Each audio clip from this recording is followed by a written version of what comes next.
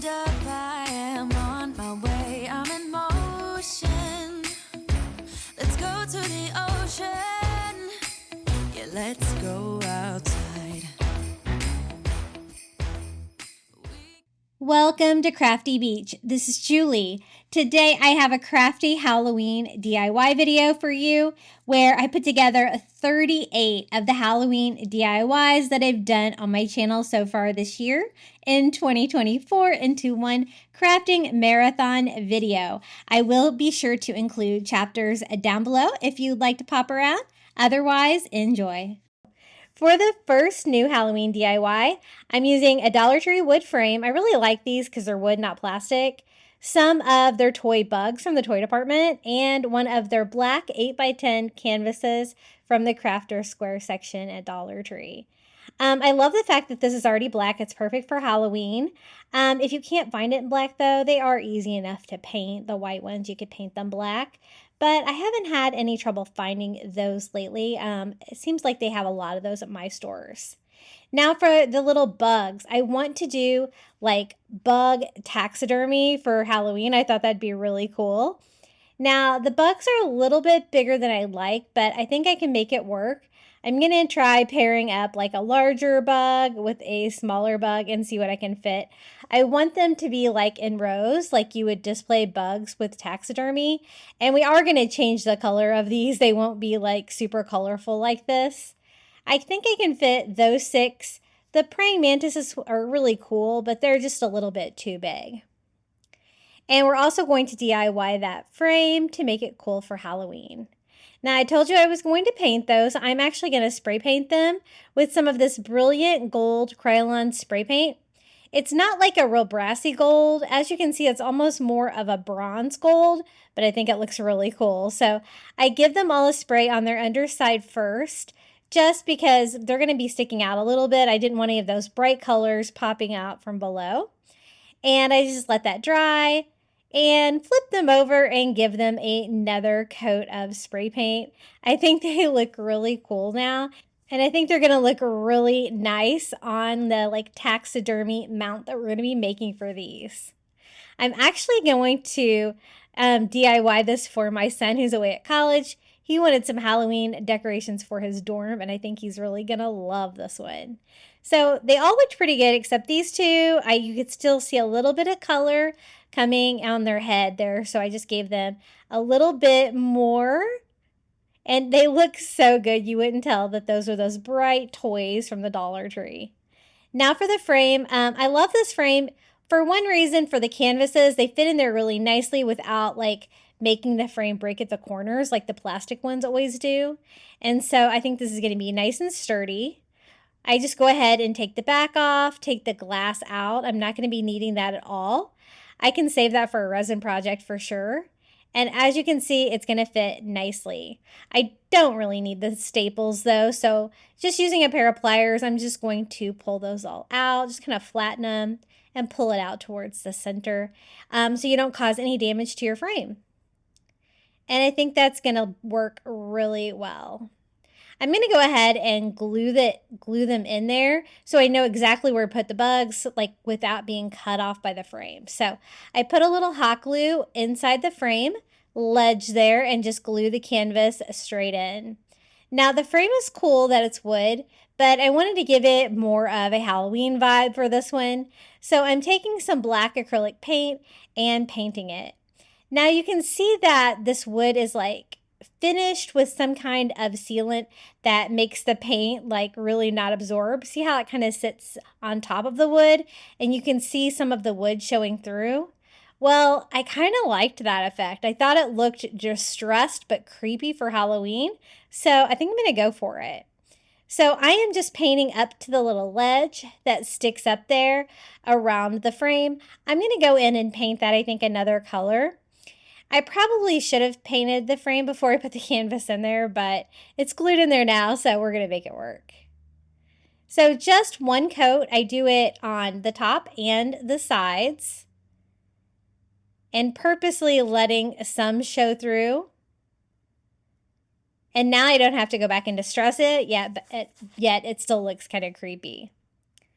So I put that coat on there, and then I'm going to go over a few places just to make them a little bit darker if a little bit too much of the wood was coming through, until I'm perfectly happy with it.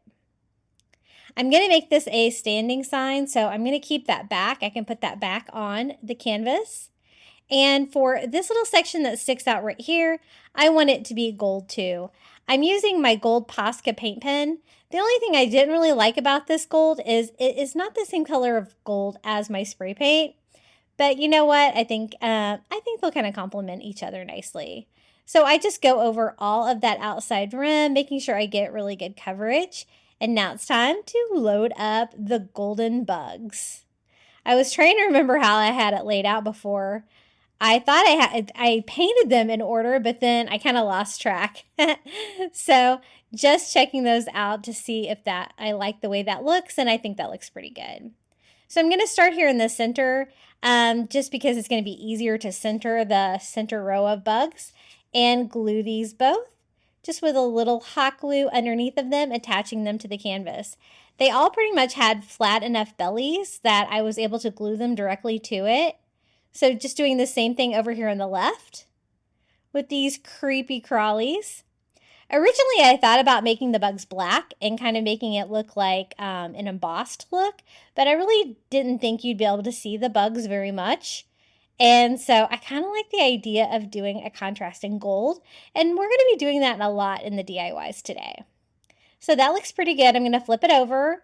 I told you I wanted this to be a standing sign, so I'm just going to hot glue the back of the frame onto the canvas. And now you could use the hanger, you could use the stand, and it just makes it more functional piece. This is how it turned out, our little bug taxidermy for Halloween. I think it's actually really pretty, but also sort of creepy, which is the vibe that I was going for with all of the DIYs I made for you guys today. What do you guys think about my bug taxidermy? You'll have to let me know in the comments below. I think it was really fun to put together. Hey guys, are you enjoying today's video? If you are, be sure to hit that like button. It always helps my videos do better here on YouTube. Okay, the next Halloween DIY, I'm going to take some styrofoam balls and some burlap, and we're going to make some creepy eyeball orbs for a bowl filler. So I thought burlap would look good for the texture. I wanted to kind of look like a skin around an eyeball, and I wanted something a little bit stretchy. Burlap has a little bit of stretch, not a lot, but I just kind of unroll it to see about how much burlap I would need to cover one of these foam balls. These come in like the 2-pack. I think they're like the almost like 2.5-inch foam balls from the Dollar Tree. You could also do it with the smaller ones too, but I kind of wanted big orbs for this one. And so I'm just gathering it to see if that's going to cover. I'm going to be able to kind of tie it off on the back here to keep it taut, because, you know, hot gluing to the foam doesn't work super well. So I'm going to actually tie that off. That looked pretty good, so I'm going to use that piece of burlap as a template to cut out a second piece for my second creepy eyeball. Now, I was thinking about what else you could use for the foam balls if you couldn't find them, and also like the little wiffle balls that they have at the Dollar Tree with like the summer sports stuff is almost exactly the same size, so those would work really well too. And those would actually be easier to hot glue to.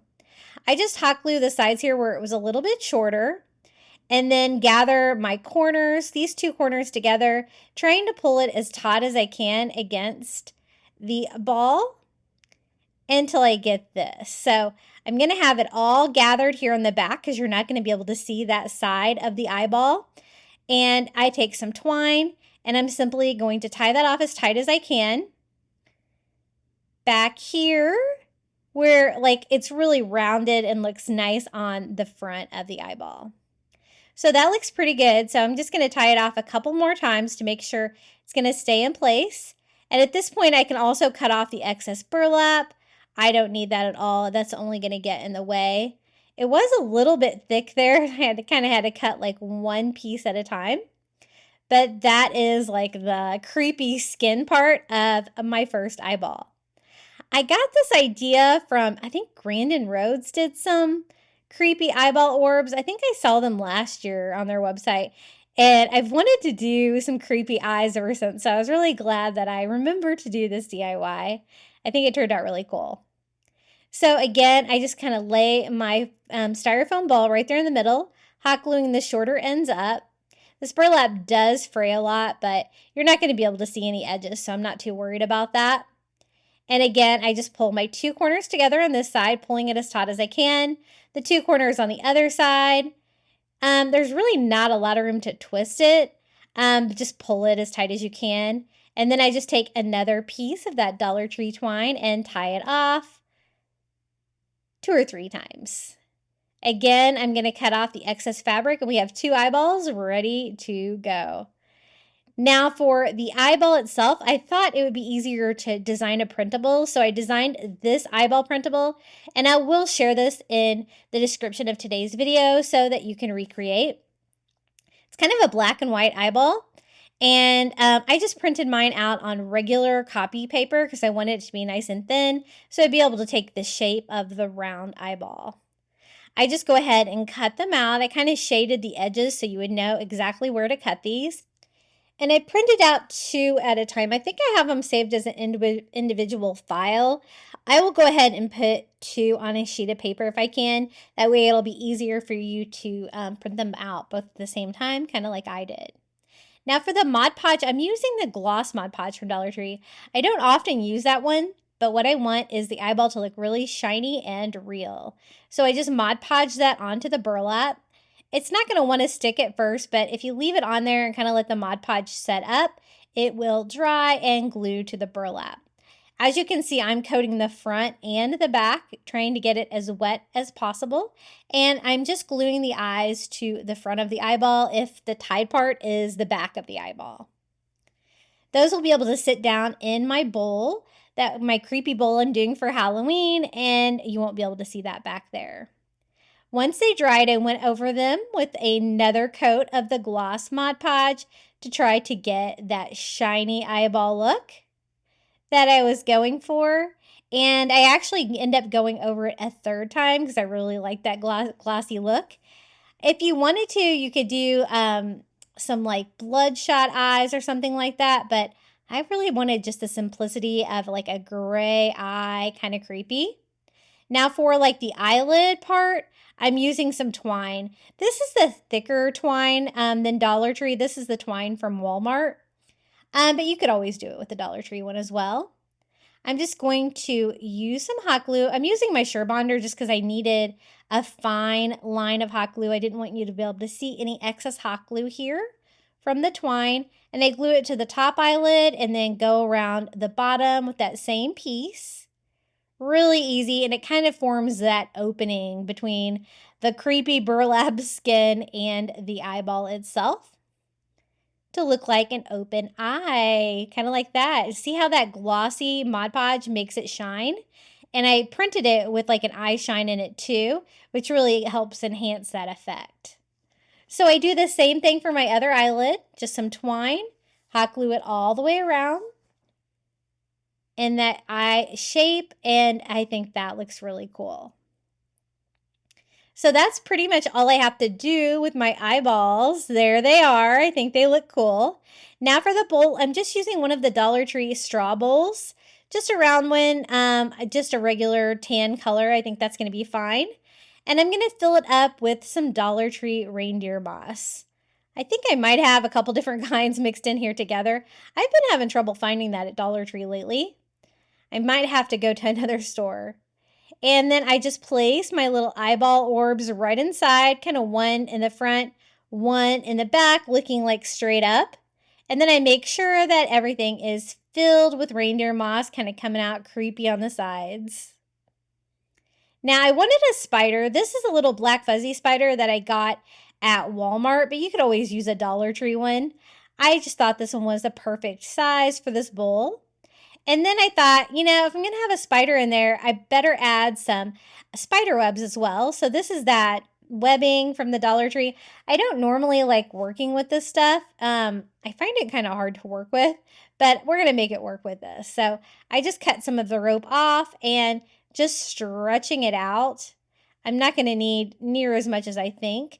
And I just kind of want it to be thin and fluffy where I can string that like around the bowl, like between the eyes, have it come out the other side, and then have the spider on that, because I found that the spider was kind of blending in with the moss and you really weren't going to be able to notice it too much.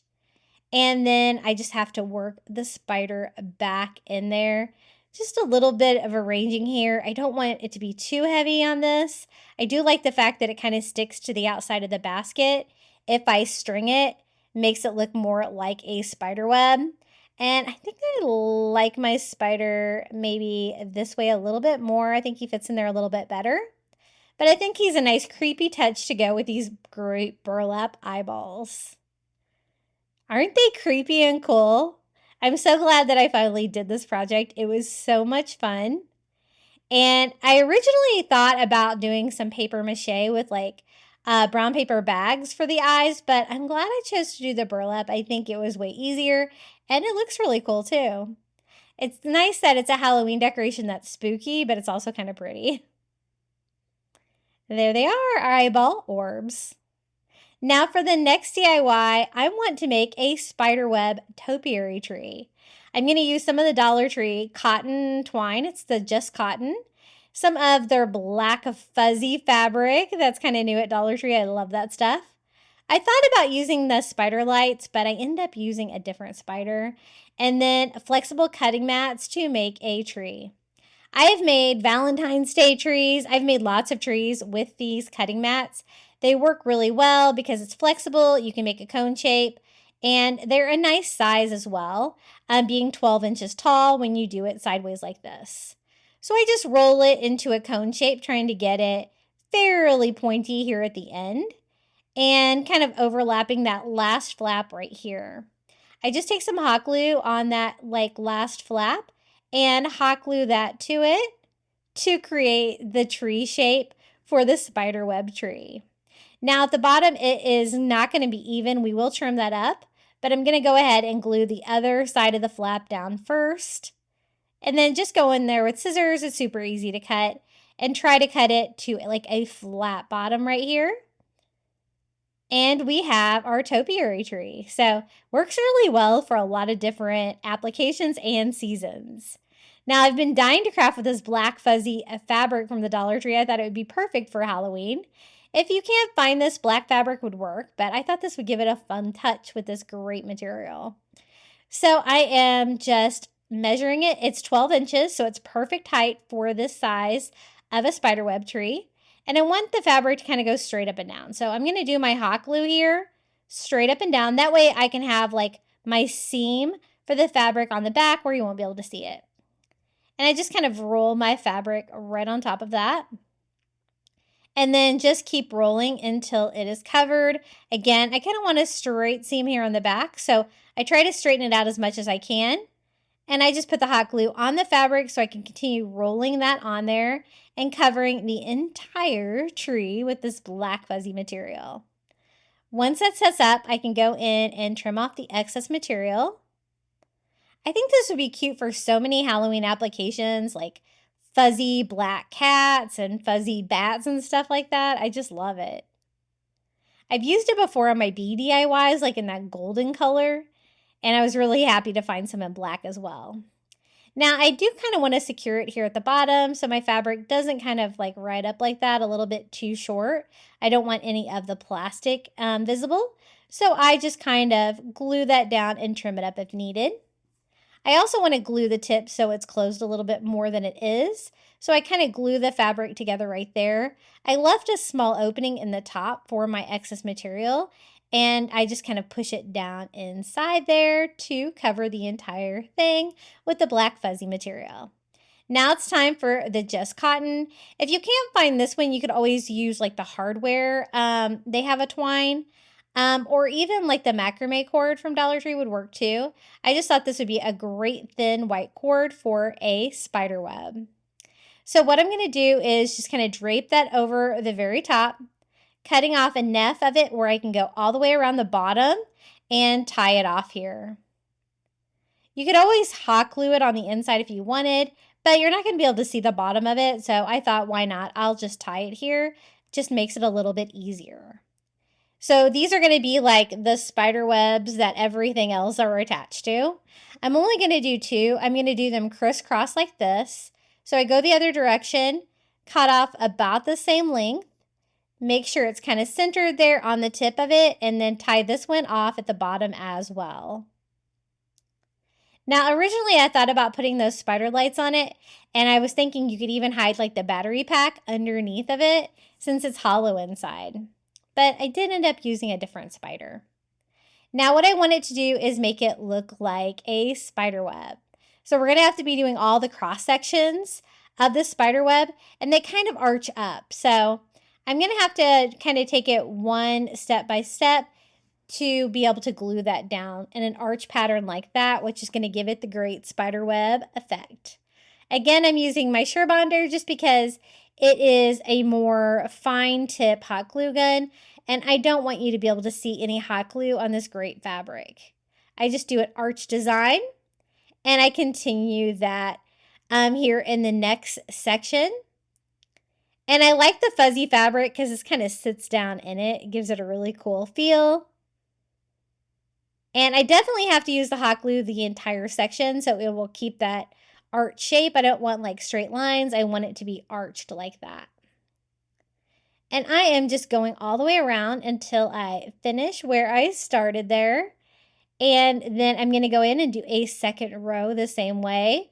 So like a couple inches up, I just hot glue. I found that if you hot glued like a half a section at a time, you really had a lot of control over your hot glue and not making a mess. So I found that helpful, but sometimes I did mix it up like that and do a whole one at once. Kind of depended on the section, how big it was.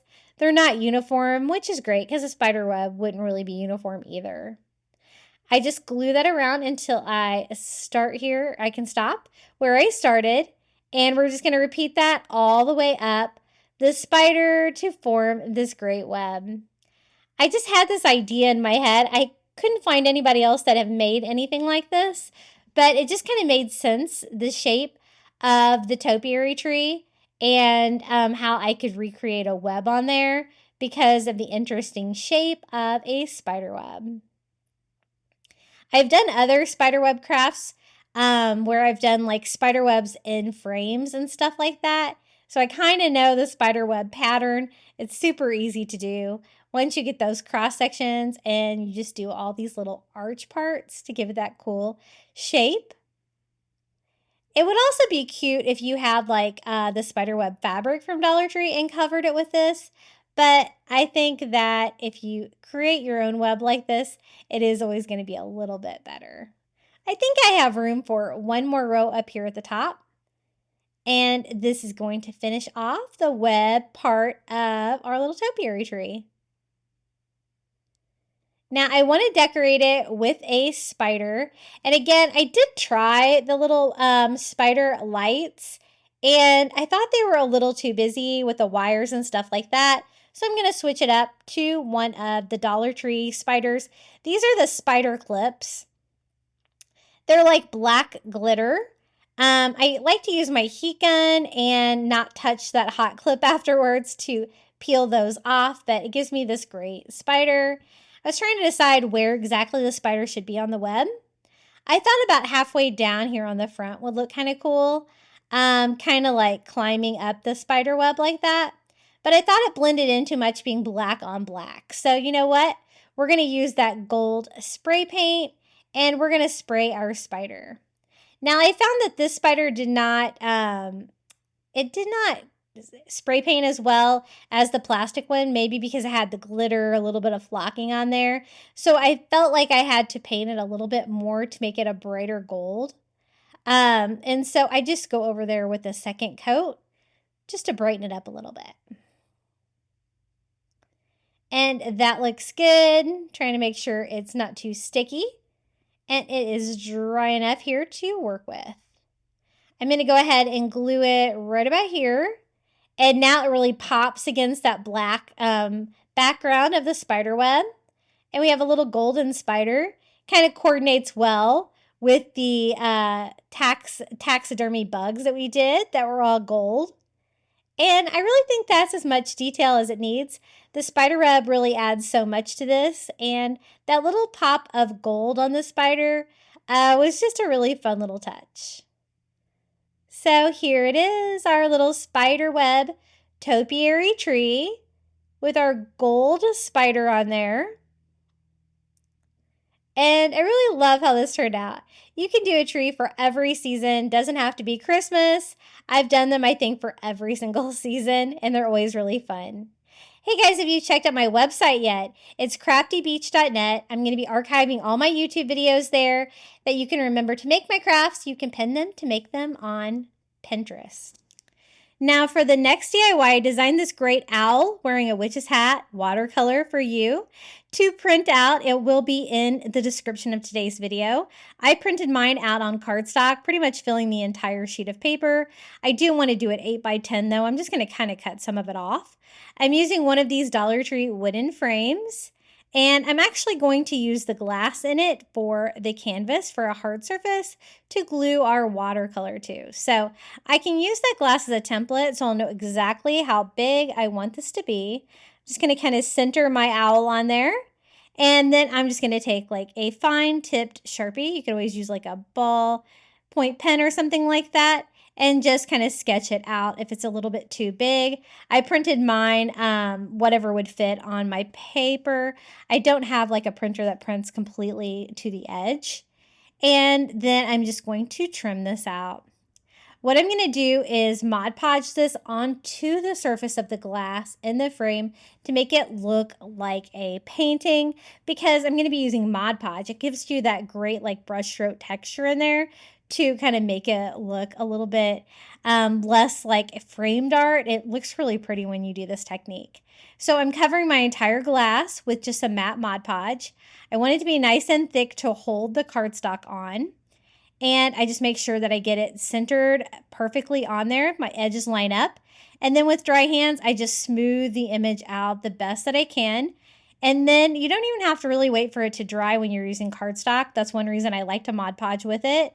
And I'm going to cover the top of it with more Mod Podge. Probably did a little bit too much, but I'm trying to get it spread out evenly, going up and down with my brush strokes, and so I don't have too much of it sitting anywhere so that it will dry nice and clear. I went in with my heat gun to kind of help it. Once it's dry enough, I can then go in and smooth it to make sure there's no bubbling. Underneath of it, the Mod Podge is still going to be a little bit wet, so it would still be able to seal it down so I don't get any bubbles. Now for the frame, I'm going to paint it black. And I'm just using black paint. I'm going to let a little bit of that great wood come through. Really love this frame from the Dollar Tree. It's one of my favorites. I've been trying to pick this up whenever I see it. So I'm just going over it with one coat, but I'm going over all of it, including this like little bump out portion. And so then I'm also going to have to be doing the inside edges and the outside edges of my frame, but I do like that distressed look for Halloween. I think it looks fun and creepy. So I think it's going to look really nice with this owl print. I really love that owl print. I think it's so pretty. I might have to sell that one in my Etsy shop as well, but don't worry, I will give it to all my Crafty Beach Mom viewers for free. So that looks pretty good. That's the look I'm going for on that. Got a little bit of paint back here, so I'm just going to clean that up real quick with a baby wipe. And we can start putting this together. Since it's a glass, it fits in there perfectly. I still need the staples, and I can also use the back. So I'm just going to pop that back on there. I'm actually going to have this be a hanging sign. It has a hanger built in, so that's going to work out well. But you could always use it as a standing sign as well. It was so easy to DIY with my free printable, and I can't wait to see if you guys recreate this. You'll have to share it with me over on our Facebook group. I always have that linked in my videos, and it's a private group where you can share your DIYs. This is how it turned out. I also made this one for my son for his dorm for Halloween. He goes to FAU. They are the owls, and I thought he would think this would be really cool for Halloween. Now the next DIY, I wanted to see if I could make some cool like farmhouse ghost using some of the wood slice ornaments from the Dollar Tree and some of the foam styrofoam balls. That's the 3-pack, so those are a little bit smaller than the ones that come in the 2-pack.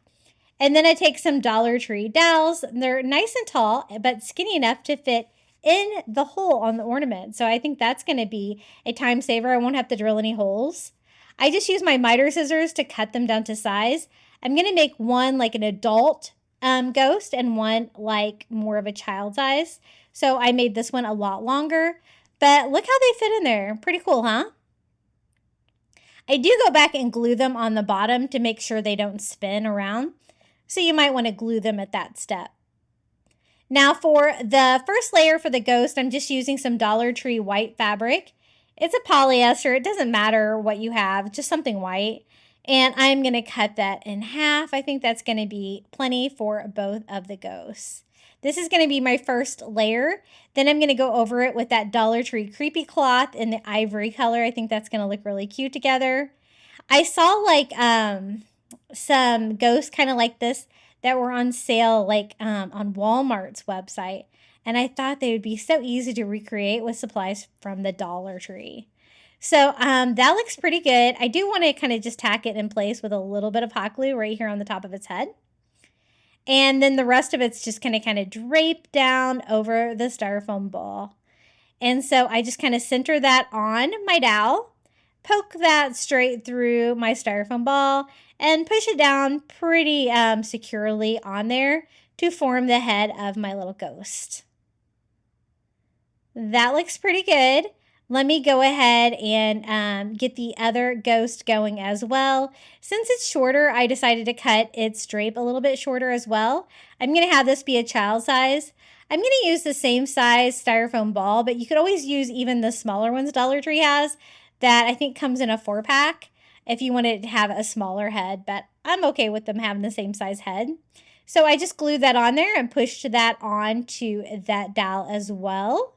And I think that's going to work really well. So this is what I have so far with my 2 little ghosts. And then this is the creepy cloth. I love crafting with this in the ivory and with the black. I think I've actually made more things with the ivory than I have with the black. It's just so cool. So I'm just going to kind of unfold it to see how much material I have to work with. There is plenty for both and then some left over. I'm just going to kind of measure it to see what's going to work just by draping it over what I already have here and kind of measuring how wide I need it to be so I can just cut the fabric down to size. It's a little hard to work with. You don't want to stretch it out too much because it will kind of pull the fibers apart from each other. And I think that's going to be enough fabric right about there. Kind of drape down for the sides as well. Now for the face, I'm just going to use a Sharpie and I'm just going to do ghost eyes. So right here on the front, I'm going to figure out where the ghost eyes would be. And super easy, I just draw on that white Dollar Tree fabric with that black Sharpie, 2 ovals side by side. Super easy. You could give it a mouth if you wanted to, but I kind of like my ghost just to have the eyes. And then I drape that creepy cloth over the top of it, covering the entire ghost. And it gives you that kind of textured eyes, having the eyes painted underneath of it. I kind of like that look. And then I can gather it like that to form the ghost. But before I do that, I'm going to go ahead and start working on the child size ghost. For this one, I did a little bit larger eyes just to kind of represent like the more youthful ghost. And you can always kind of change them up, kind of give each one a little bit of personality. I wanted him to look a little bit wide-eyed. So then I'm going to take the rest of that creepy cloth, draping it over here to see exactly what I need, and then just kind of cut off the excess. I had a lot left over actually. And that's a pretty good start right there. I can always go in and trim up the excess fabric later, but as you can see, I'm just trying to get like the head part covered like that, let everything else kind of drape down to the sides. So they're almost kind of choked with some twine. So the Dollar Tree twine I'm going to use for that. I'm also going to tie off some little tags. I designed this printable of 2 little tags. One says boo and one says haunted. I printed them out on cardstock, and I will include the free printable. I'm just distressing mine with a baby wipe and a little bit of tan paint. I think this is like beachcomber beige maybe.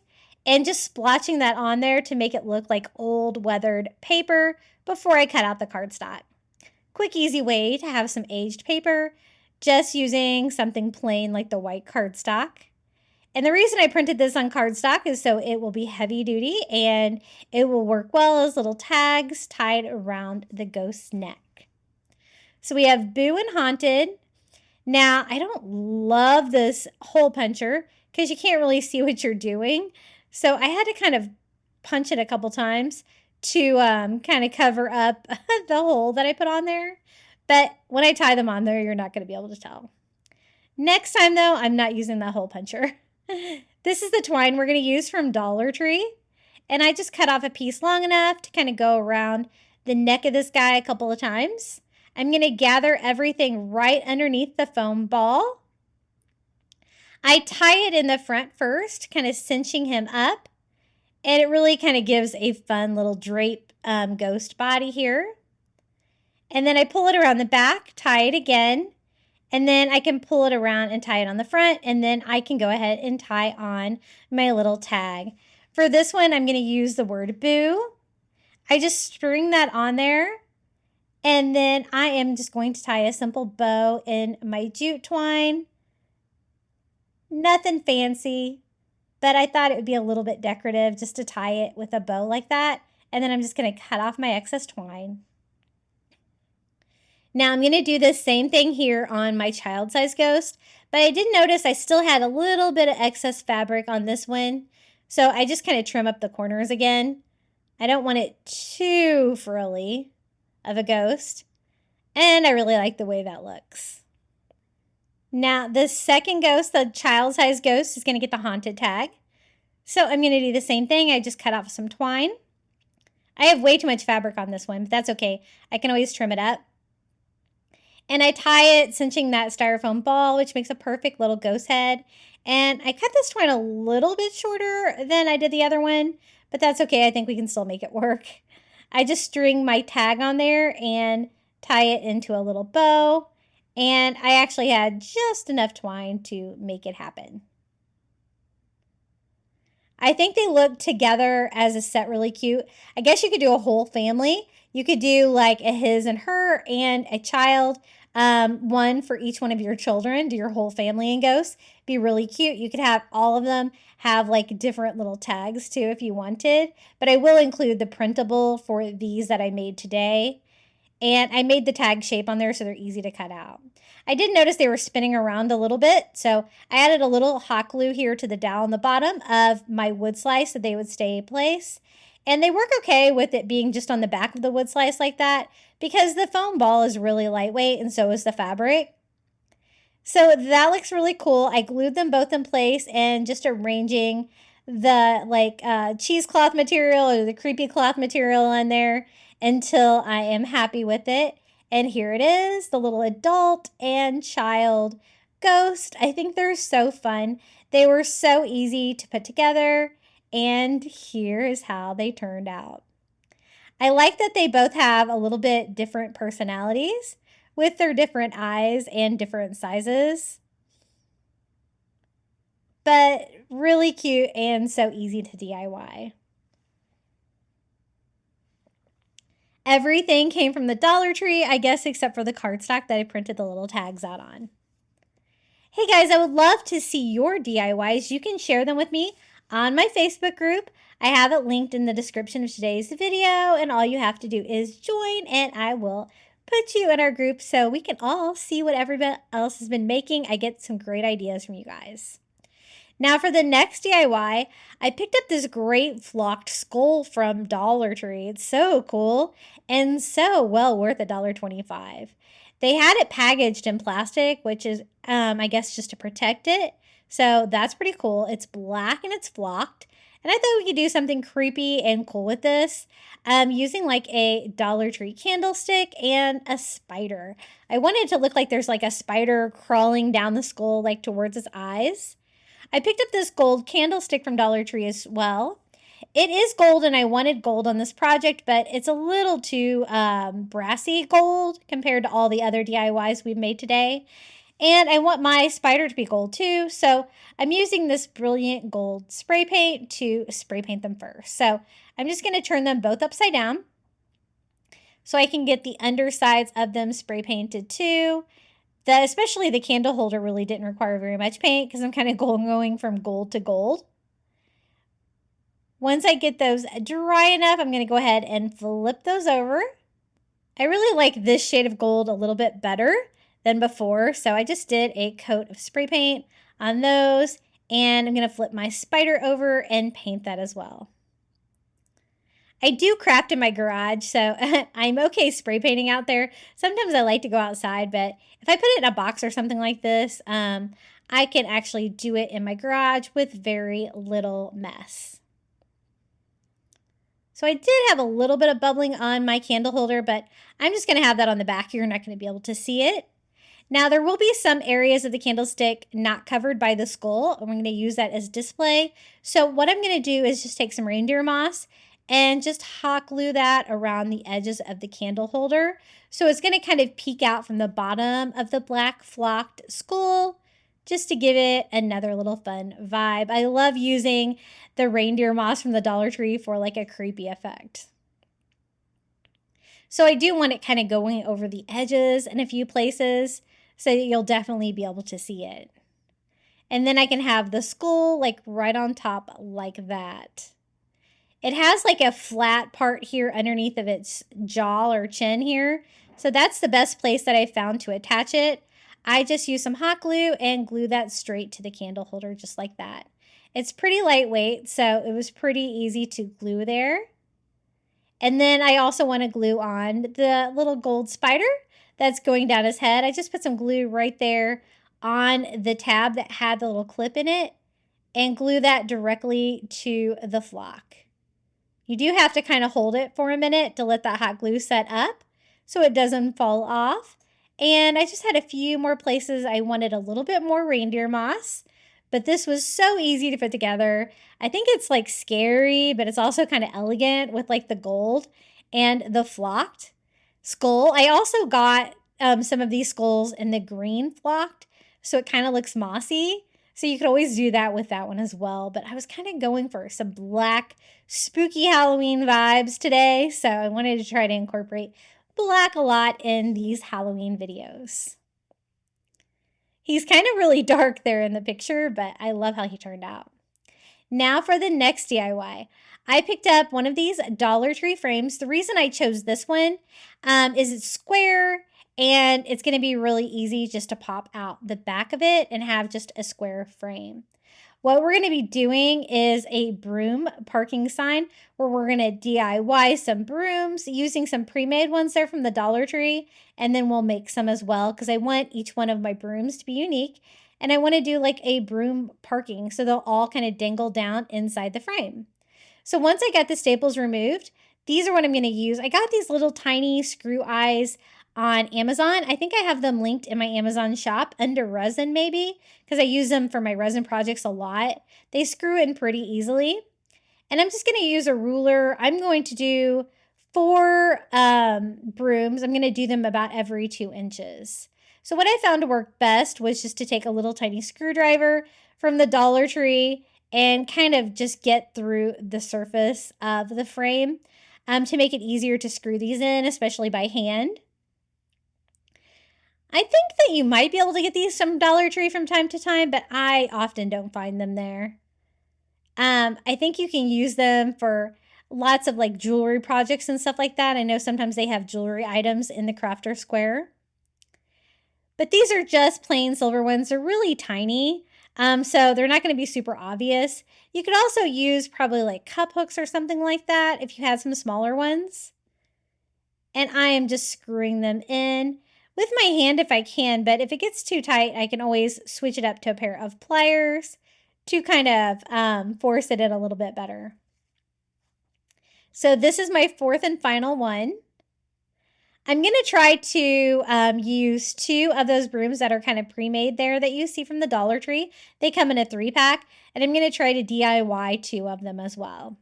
I want this to be a standing sign, so I picked up some Dollar Tree craft wood, and this is the, I think, 10-inch, so it's just the right size for this frame. I'm going to give it a quick sand, and I want it to match the black frame. I love that that frame was already black. I don't have to paint it, but I do have to paint the base, so just using some black paint. I think this is chalkboard paint, but it doesn't really matter.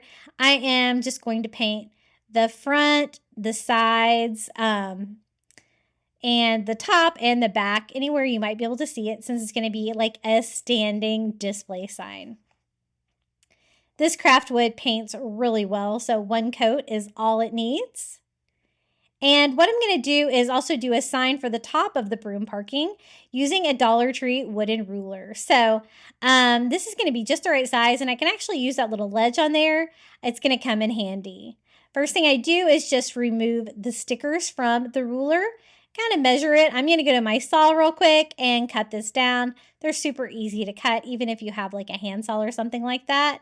And it's going to be a great sign here for the top of my broom parking. I do want it to be black too, to kind of blend in. We will be doing some writing on this with some paint pens, so we can kind of label our broom parking lot. I thought this was a really fun idea. I just went ahead and painted the ruler. I'm going to have the flat side be the front of the sign, and then like the raised side is going to help me line it up there with the top and actually help me attach it to the top. So I paint both sides and the edges in case they're visible. And now we can start DIYing some little witch brooms. These are really cute. They have these every year from the Dollar Tree. They have like a bread tie with like a bow on them for some reason. I always remove those. So easy enough just to unwind those and remove them.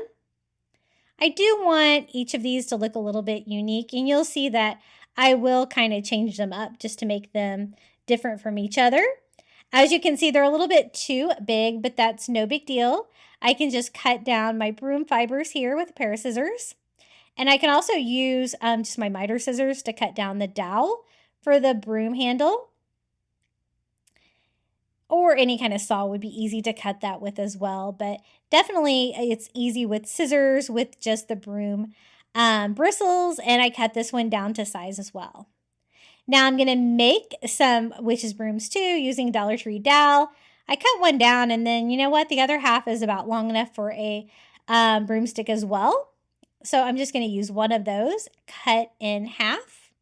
And I want to stain it with some antique wax by Waverly.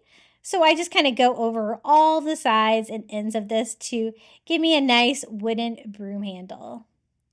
I want it to be a little bit darker, so I'm trying not to take off too much of it, just kind of blotting in them with some paper towels, and this is how they turned out.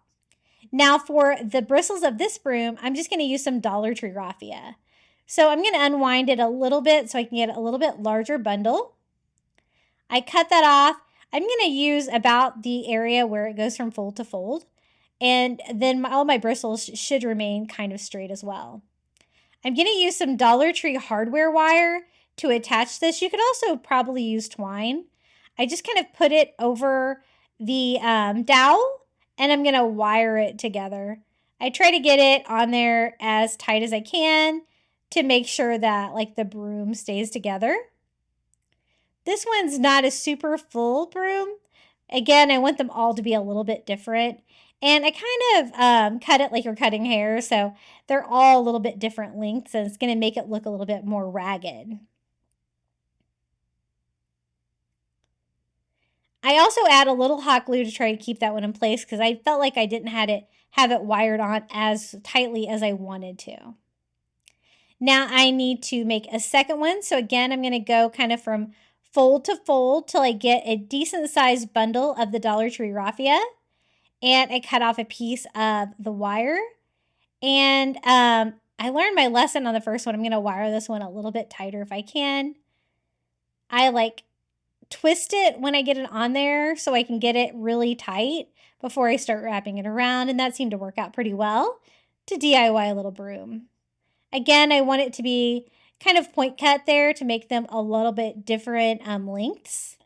Now it's time to make them a little bit more unique. So I'm going to use my miter scissors to cut this at like a 90-degree angle and a 60-degree angle so I can make it like a bent piece of wood. I used some hot glue to attach it back together, and it kind of gave it a gnarly like little broomstick appearance, just to make it different than the other one that we made. Just needs to trim that down a little bit more. I'm going to kind of alternate my DIY ones with the pre-made ones. I'm also going to cut these and kind of rearrange the bristles in there to make them look a little bit more random. This one I'm going to paint the bristles so they look a little bit more brown. I think this is burnt umber acrylic paint, and I just paint over the outside edges. Nothing crazy, just to give this broom its own a little bit of personality. And I think that looks good. I think I will also try to like maybe lighten up the broomstick of this one with that burnt umber as well, just to make this one look a little bit different than the other one too. And again, kind of messing up my bristles, trimming them at different lengths, just going to give this broomstick a little bit of personality too. And DIYing broomsticks for Halloween is so much fun. Okay, those look great. So now I have my base. I have the sign for the top that I want it to say broom parking. So I'm going to go ahead and start that. I'm just going to use paint pens and freehand it. I start with my white Posca paint pens. It's kind of hard to paint white over black, but we're going to make it work. I just was going to spell out broom parking in just a simple font. And I have a lot of room left over at the end of the sign, so I'm just going to go ahead and draw a simple witch hat, super easy, to kind of fill in my excess space, and it kind of goes with the broom theme. And then I go over it again with another coat to make it pop. I really want the lettering to be gold, but I thought I needed a white background for my letters to make it pop against the black. So I just go over it all with the white. And then I go in with my gold Posca paint pen, and we can start making this gold. I want like the letters to be highlighted with white, so I kind of just try to go in the middle of each letter, making it gold with like a little bit of a white highlight. And that really did make it pop against that black sign. And then also kind of painted in my witch's hat as well. So that looks really good. And now we can go ahead and start putting this thing together.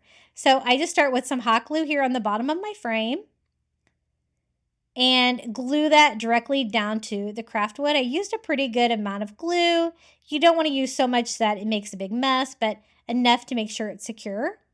And then I glue my little sign here by pushing that ledge down to the top of the frame and gluing that right in place. And it makes a perfect sign for our broom parking. So we can start laying out our little broomsticks here. I was trying to figure out exactly how to hook these to it. I have the little eyes, but I need something to actually hook it to it. And the only thing I could really think of was to use that hardware wire from the Dollar Tree. I guess you could probably do some twine as well, but those little eyes that I used were very small, so I don't know if twine would actually fit through them. I do like the look of them though.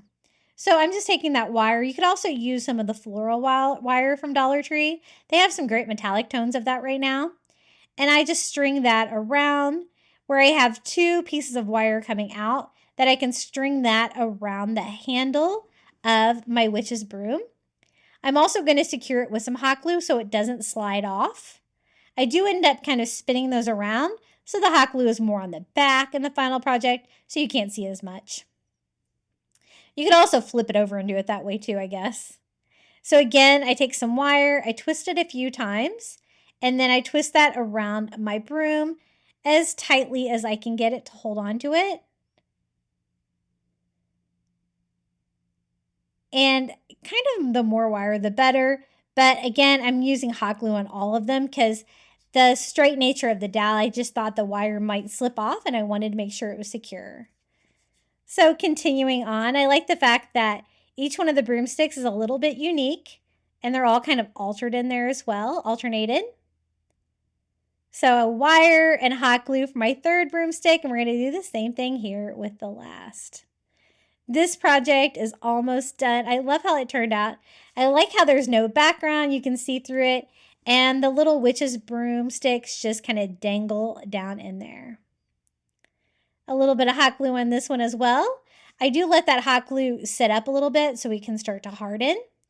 And then I kind of arrange them a little bit by turning the wire so that hot glue is on the back and less noticeable, and making sure everything is hanging about the same length and not too long for my frame.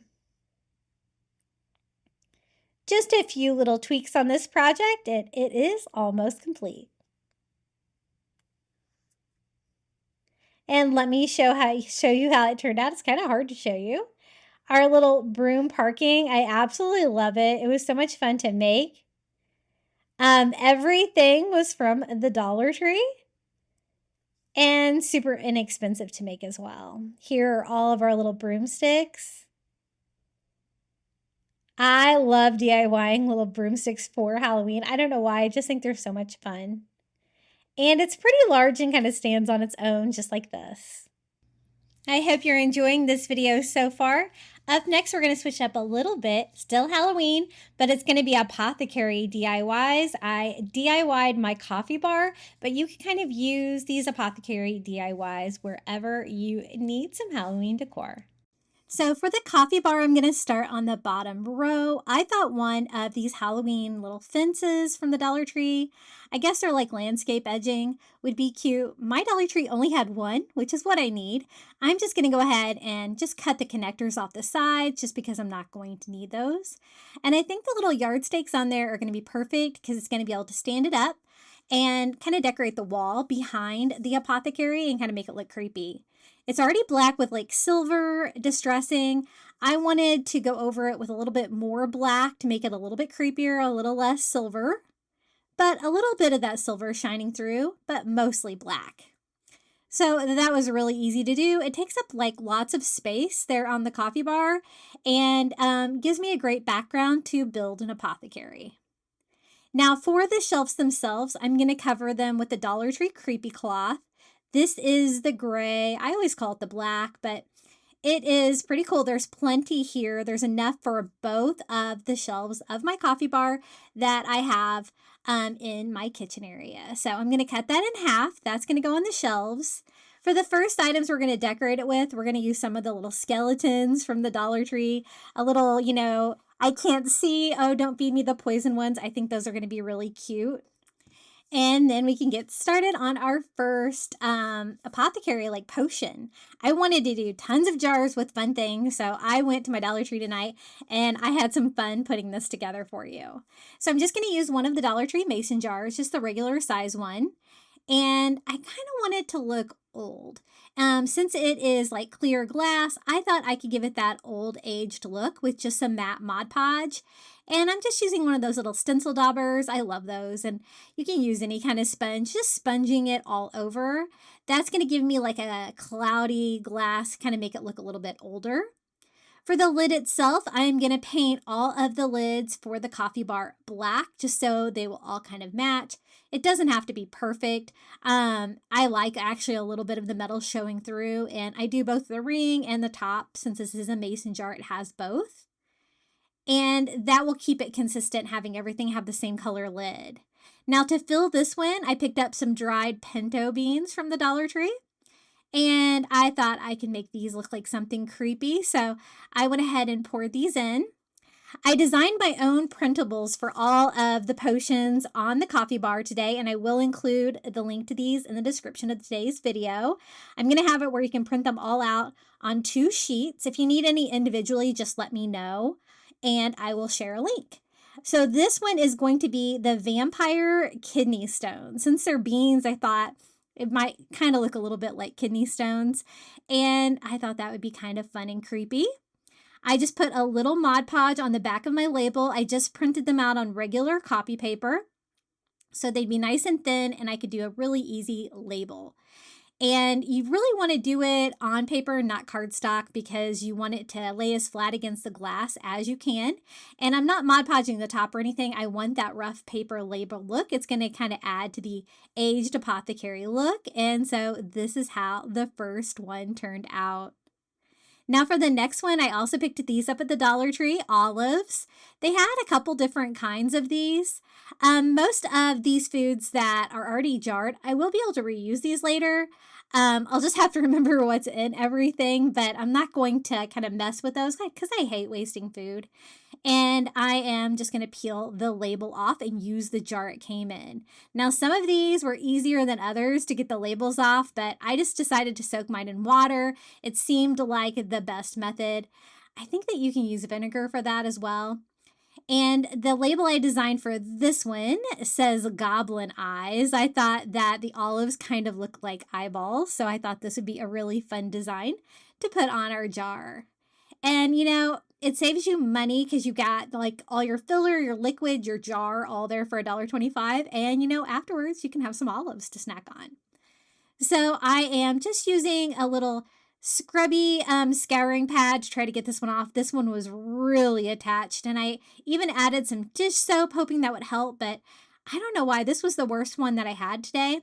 But I did read that you could use nail polish remover to get that off as well. So that is what I did, and that worked so well. It got all that adhesive off. There was just a lot of glue on that label for some reason. But I like the fact that, like, whatever these are in, the liquid, it's kind of a reddish, and the olives kind of look brown, so I think they look nice and creepy, and I think that's going to work well for this one.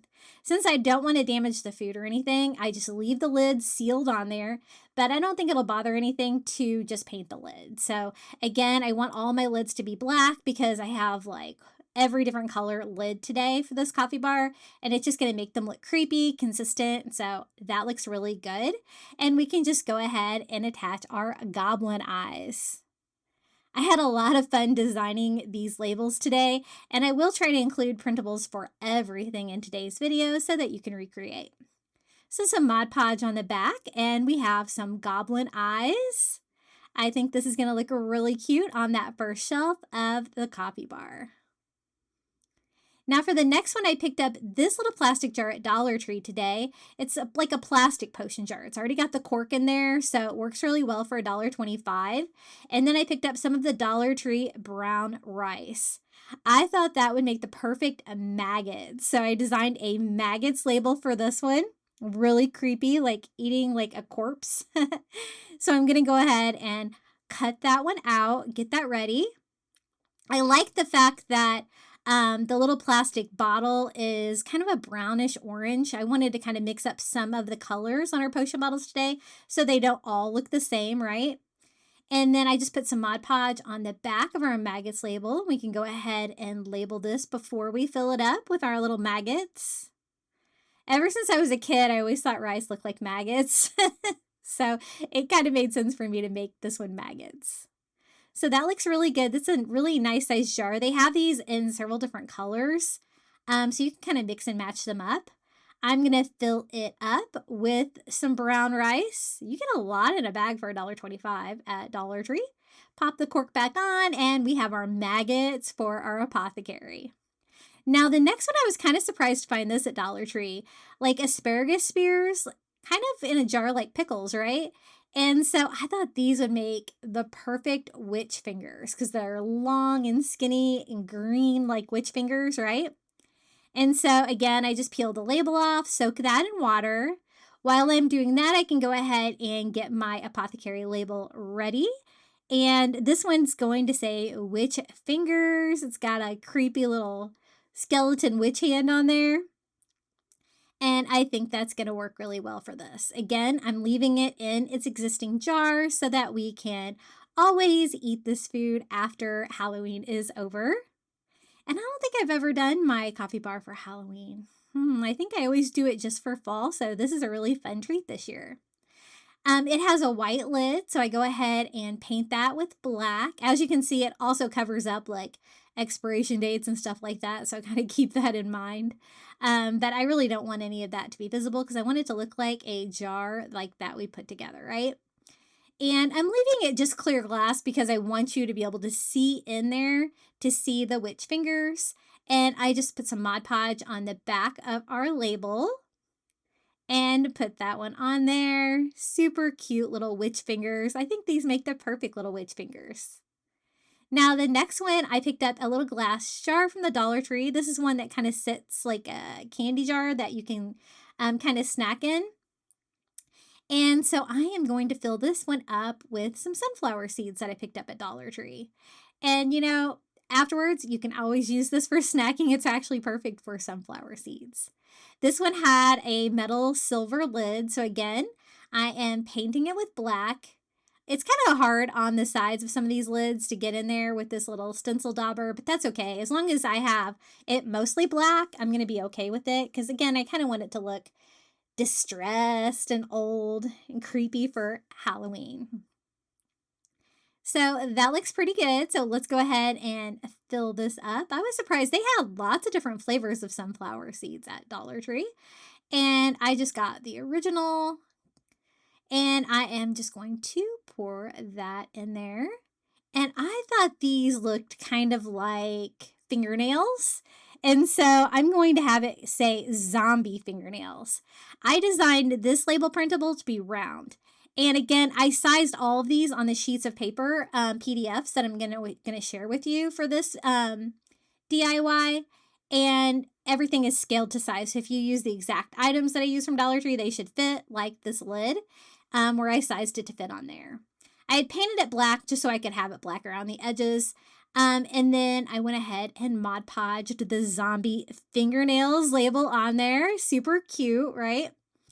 And then you might want to do that afterwards because then I realized I kind of had to screw it on and it had to go upright. But you know what? I got lucky and it fit perfectly. So there it is, zombie fingernails for the coffee bar Apothecary. This is another color of the plastic little potion bottles they have at the Dollar Tree that I got tonight. This one's kind of a black or gray tinted. And then I also picked up some of the Dollar Tree black stones. I thought that I could make them look a little bit creepy and kind of like hearts, right? And so I'm going to do cursed demon hearts, like black rock represents their heart. And so I designed that cursed demon heart Apothecary label for you.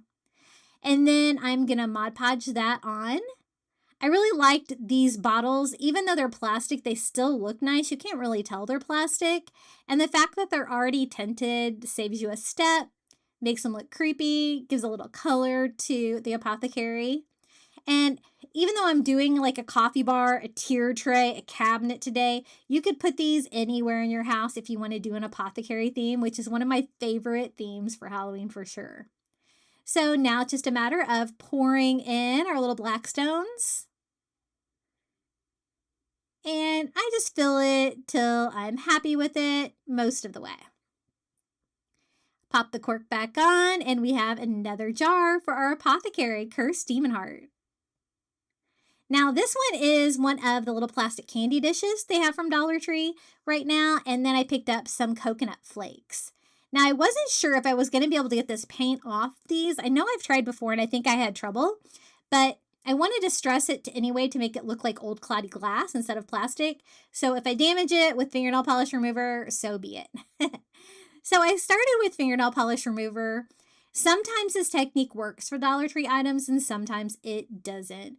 This worked a tiny bit, but it really wasn't working. So then I went in there with a fine sanding block from the Dollar Tree, and that really helped get it going. So between sanding and the fingernail polish remover, I was able to get it off. As you can see, it's damaging the plastic, but I want it to look creepy and old like that. So I'm going to go for it.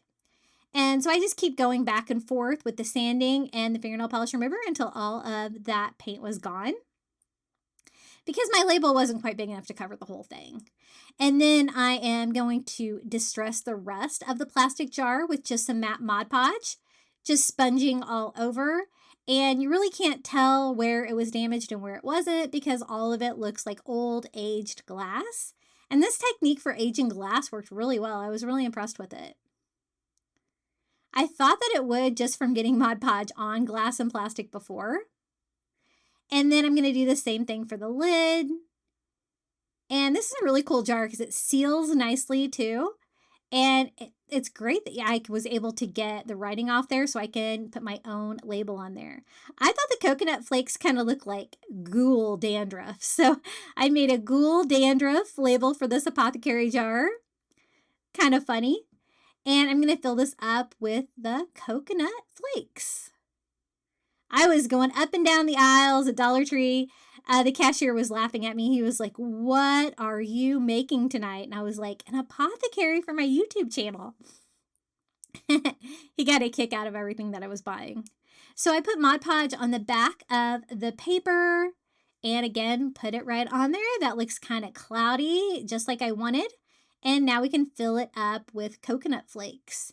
This is a really big jar and it seals. So you know what? I'm just going to go ahead and put the entire bag in there. Why not?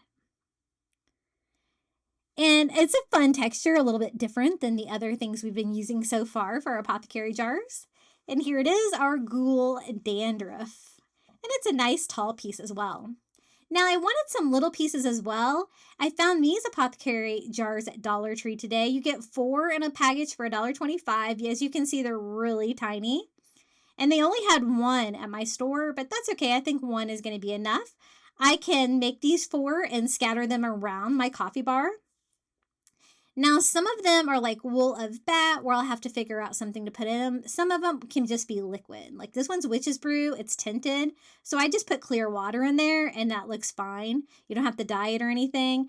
And this one says poison. So I'm just going to put clear water in this one too. Easy peasy, pop the corks back on. Now the other 2, I had to get a little bit more creative. So one of them was like shaved spider hair. So I'm actually using some black wire that I got from the hardware section at Dollar Tree. You could use black string, black, anything. You just can get creative what it would look like to have spider hair. And I just cut that wire, filling the jar up with little tiny pieces. It really gave it kind of a hair-like texture. And I think that's going to work well. And it was super easy to do. So trying to go with what the jars say already to kind of match it. Now this one was wool of bat. I'm going to put a little bit of brown floral moss in the bottom of these for the wool of bat. And I actually had some black fuzzy Dollar Tree fabric that I used for a previous DIY here for Halloween. And I'm just going to cut it into little tiny pieces to make it look like bat fur or wool. And you do have to kind of get something to kind of push the things down in there because these little potion bottles are very small, but that worked well. So I have 4 of them that I can scatter all over the coffee bar. Easy peasy. Now, I think these are new this year. I've never seen these at Dollar Tree. They are the glass laboratory flasks. You get 2 in a package for $1.25. And I picked up 3 packages, so we're going to do a total of 6 of these for the coffee bar. And these are kind of like a medium size. So I can scatter these all over. They're really nice glass with a cork on each one. So I'm going to try to get creative on these as well and see what we can do for some fun potions. For the first one, I got some gummy worms at the Dollar Tree, which I actually had fun snacking on these while I was creating today's video. And there, I picked out a yellow and green one. Now for the first one, I cut it in half because I didn't think a whole worm would fit in there. But you know what? I was wrong. Because at first, see how tight that fit is? It's just a matter of kind of putting them in there the right way. I went ahead and put my gummy worm down in there, and then I'm going to fill it up with water. I don't really know what it will do in water, but hopefully it'll start looking really creepy, maybe expand or something like that. That would be really cool. Then I realized, you know, I could probably fit the whole worm in there. So I cut the worm up and put it in there just like that. Just making sure it's submerged underwater, yellow and green, nice and creepy. I was trying to think of what I could use that was really small to go in these because the opening's not very big. I also wanted to use a grow animal. I found this grow animal at the toy aisle tonight of like a pterodactyl. It doesn't really matter what it is because I'm going to be cutting off body parts and putting them in there. And these I guess will probably take a day or 2 to grow to look super creepy. But I just cut off a foot and put some water in this one. I thought that would be creepy and cool. It could be any kind of foot, like a dragon foot or something like that. And then I was trying to think what else I could cut off his tail, because they are going to grow a lot. So I want little tiny pieces to put in there. So I do a tail in this one, again, filling it up with water. Not too much so that I can put the cork on it. And then I was thinking, you know, I have a different color of gummy worm. I have the red and yellow. And this is when I discovered the whole worm would fit in there easily. So I would suggest doing it that way if you're going to be making some flasks with worms. So I filled that up with water as well. And it actually looks better than my other one. So you know what? I'm going to dump that out and redo this one. I was surprised that it all came out easily, maybe because it was so wet. But I put a green and yellow gummy worm in that one with water. So they're different colors. So that adds a little variety and some color to it. And then I have like the tail and the foot of this pterodactyl. I decided to put the other foot in there as well. I might as well. And then I also picked up some, it's like a soybean and virgin olive oil maybe from the Dollar Tree. I didn't know they had those actually. And I am going to fill up the other ones with oil. I thought that oil would be creepy. And I didn't want to use any of my good oil, so I wanted to use some Dollar Tree oil. So I'm going to fill that up. I like the yellow color. It's got a cool consistency being the oil. And I'm going to do both of these exactly the same. So we have 6 little mini flasks. I'm not going to label them or anything. They're not really big enough for that. And let me give you a sneak peek of how the bottom shelf of my coffee bar turned out with all of the DIYs that we've made so far in today's video. Isn't it looking creepy and cool so far? I still have an entire other shelf on my coffee bar to do, and we're going to continue that apothecary theme. Hey guys, are you enjoying today's video so far? If you are, be sure to hit that like button. It always helps my videos do better here on YouTube. Okay, on to the second tier. I always like to do a sign for my wall, and I found a welcome potion sign from Dollar Tree, but it's made out of this thin, warpy wood that I don't like from Dollar Tree. So what I'm going to do is I picked up another long board sign, and I'm going to put the two together to make it just a sturdier sign. They're about the same height, so I think that will work. And then just to tone down the glitter, I'm not a huge glitter fan here. On this one, I'm just putting matte Mod Podge all over just to tone it down a little bit. You can still tell there's glitter on there, but I liked the welcome potions. I thought that looked kind of cool. And I thought this would be great to fill the space at the very top of my coffee bar on the wall. So I just flip over my long board sign. It can be any board sign because you're not going to be able to see it. And I take it to my saw and cut it down to size. Now I can sandwich them together. I'm going to go ahead and leave the hanger on there. Might as well. And just use some hot glue to secure them together. This really worked. It made it not warped, way thicker, and it just looks better. I'm not going to frame it out or anything. It's kind of the perfect size I need for the top of my Apothecary coffee bar, so I think this is going to work just like this. And it really did make a difference. I wish that they were really that thick.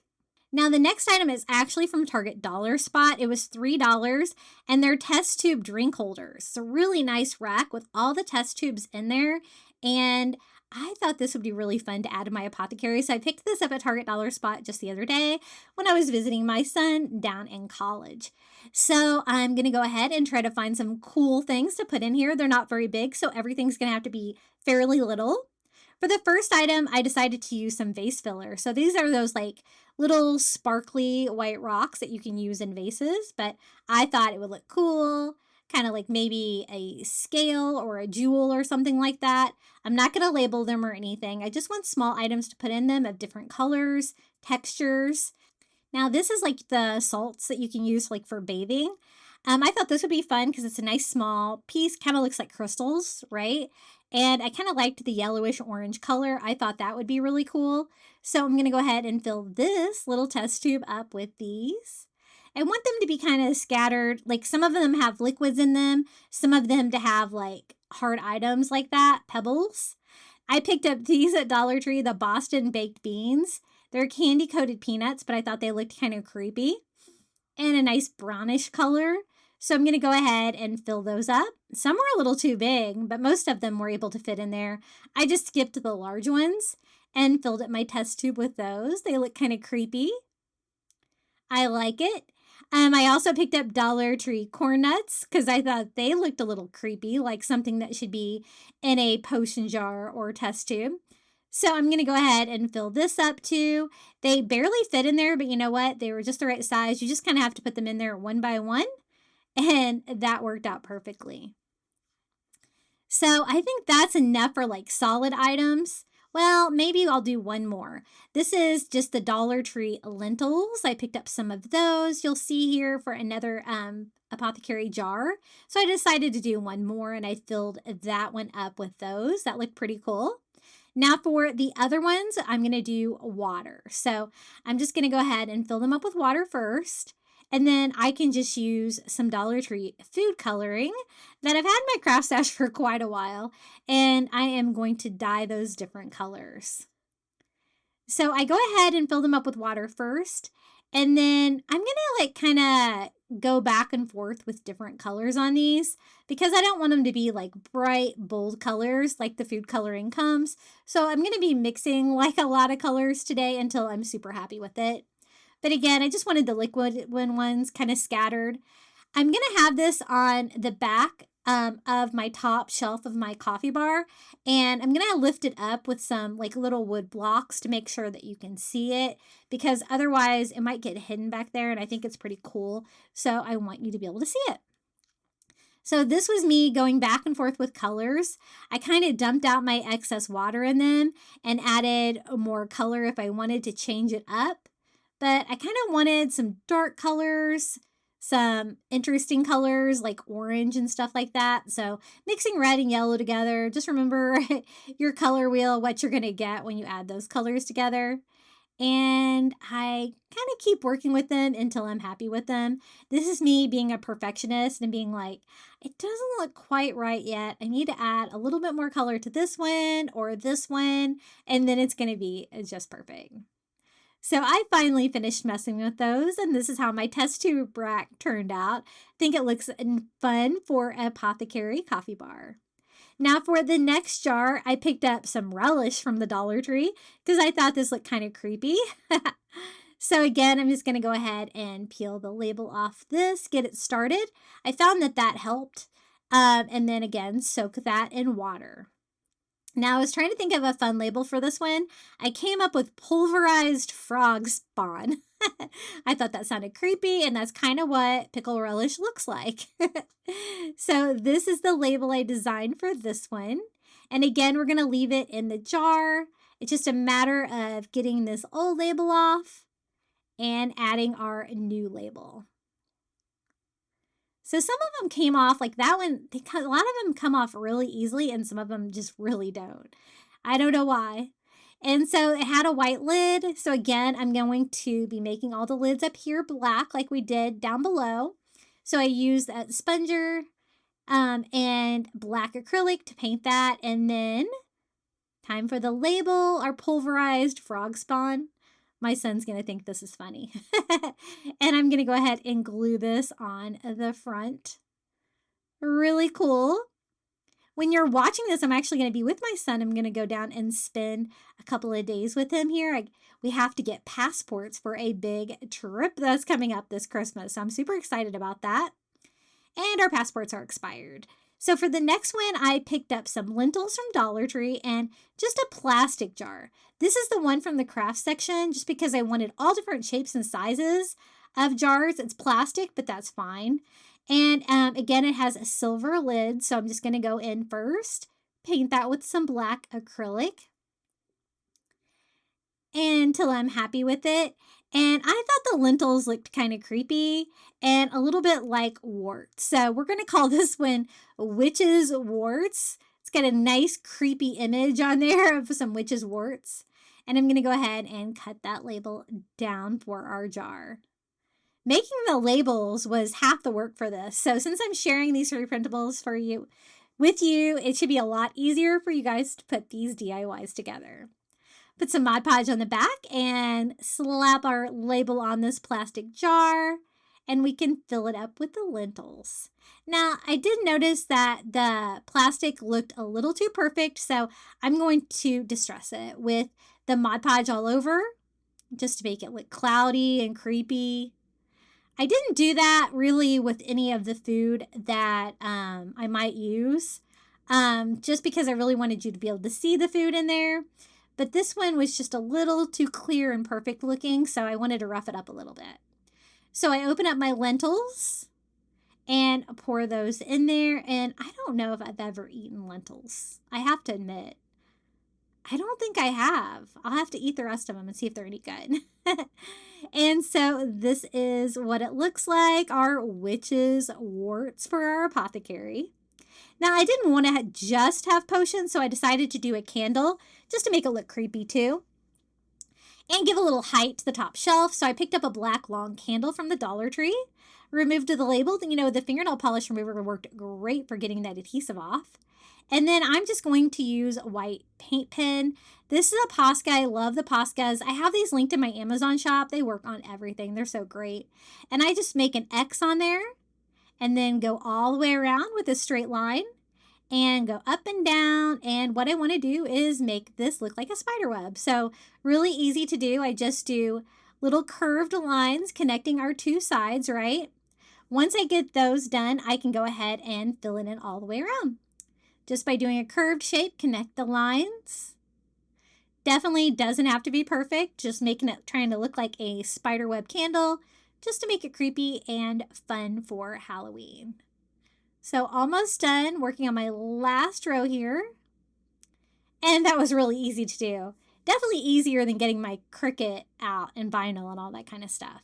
Now, these are the only spiders that I could find at my Dollar Tree tonight. They have the jewels on them. They're the rings. I don't know why I can't find the regular ones that are rings, but I will just have to make this work. So I just cut the ring off, and then I was trying to decide where I wanted my spider to be. I decided to make him go right about here on the web. I just attach him with some hot glue, and I didn't want him to be super colorful, so I used some black acrylic just to paint his greenstone black to kind of get the look that I was going for on that so it doesn't stand out too much. The next food item that I found at the Dollar Tree was sauerkraut. I thought this looked nice and creepy, right? And I could do something fun with it. Definitely a different color and texture than other things I've used, so we can make something unique with that. I decided that it looked like fermented ogre intestines. So that is the label that I made for this one. So while that's soaking, I'm going to go ahead and cut this one out. I really had so much fun putting this apothecary together for you. I really hope you enjoy all these DIYs. And again, this is a apothecary crafting marathon. So we're also going to be having my apothecary tier tray that I did last year on my channel. And we're also going to be having the entire apothecary cabinet that I did 2 years ago on my channel. So hopefully you'll get lots of apothecary crafting ideas with all of these videos. And again, it has a different jar lid. I'm not going to damage the food at all. I just paint it black with acrylic paint, then Mod Podge my label straight on. I think Mod Podging for the labels, I mean, it's definitely cheaper just to use regular paper than stickers, but I love the look of just the matte paper. I think it looks really good for an apothecary label. It makes it look old, and that's what I was kind of going for.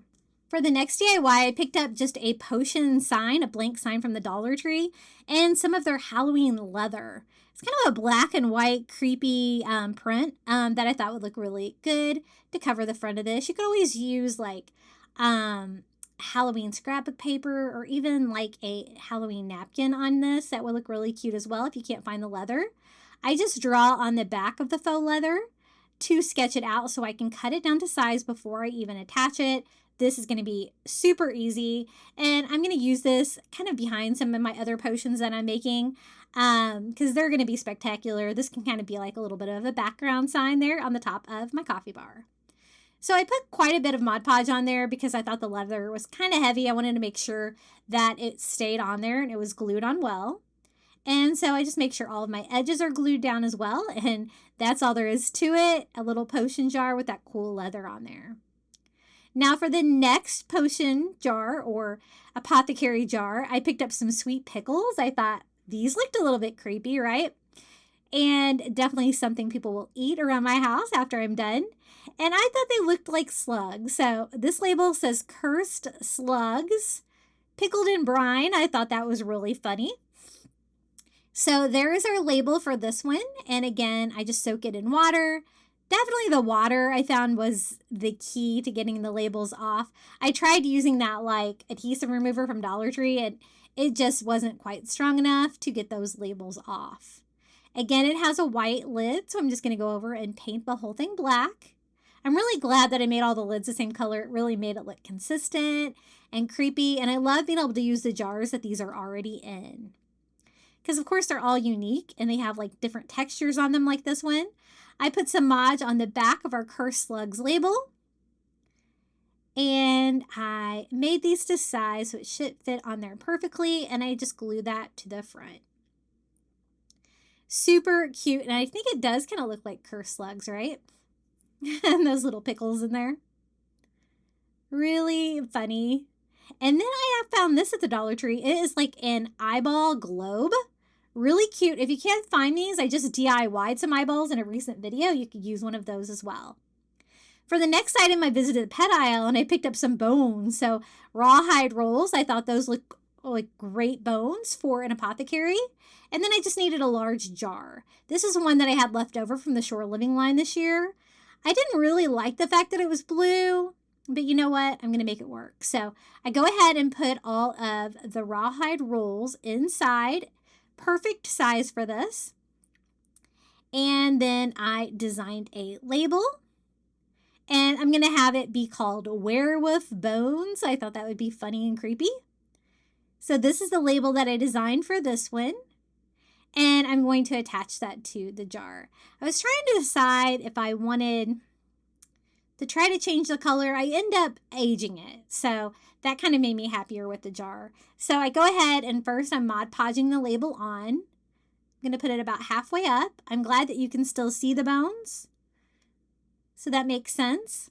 And I love these bottles. I picked up a lot of these from the Shore Living line this summer because I knew that I would be able to use them. And then again, I'm aging the glass just with matte Mod Podge and a sponge all over. First, I just did the top part where it was clear. And then I was trying to decide if I wanted to do the blue part. And I thought, yeah, it would be more consistent if I did the blue part as well. So I went in and aged that one too. And this is how my werewolf bones turned out. Nice and tall, so that will look great on the shelf. Then I'm going to finish my coffee bar off with some of my Halloween mugs that I have left over from Target. I always collect those. So let me give you a little sneak peek of how the top shelf of my Apothecary coffee bar turned out. Super creepy. I'm really loving this. This is going to make me so happy this September and October, looking at this every day when I make my coffee in the morning. So let me give you a little top to bottom view of how the coffee bar turned out. And if you're wondering how I did the coffee bar, I do have a video. I videoed when I built this. I got a I think $12 cabinet from Goodwill and 2 floating shelves from Target. I had a skinny wall next to my kitchen and I made it work and I love it. I use my coffee bar all the time because I love coffee.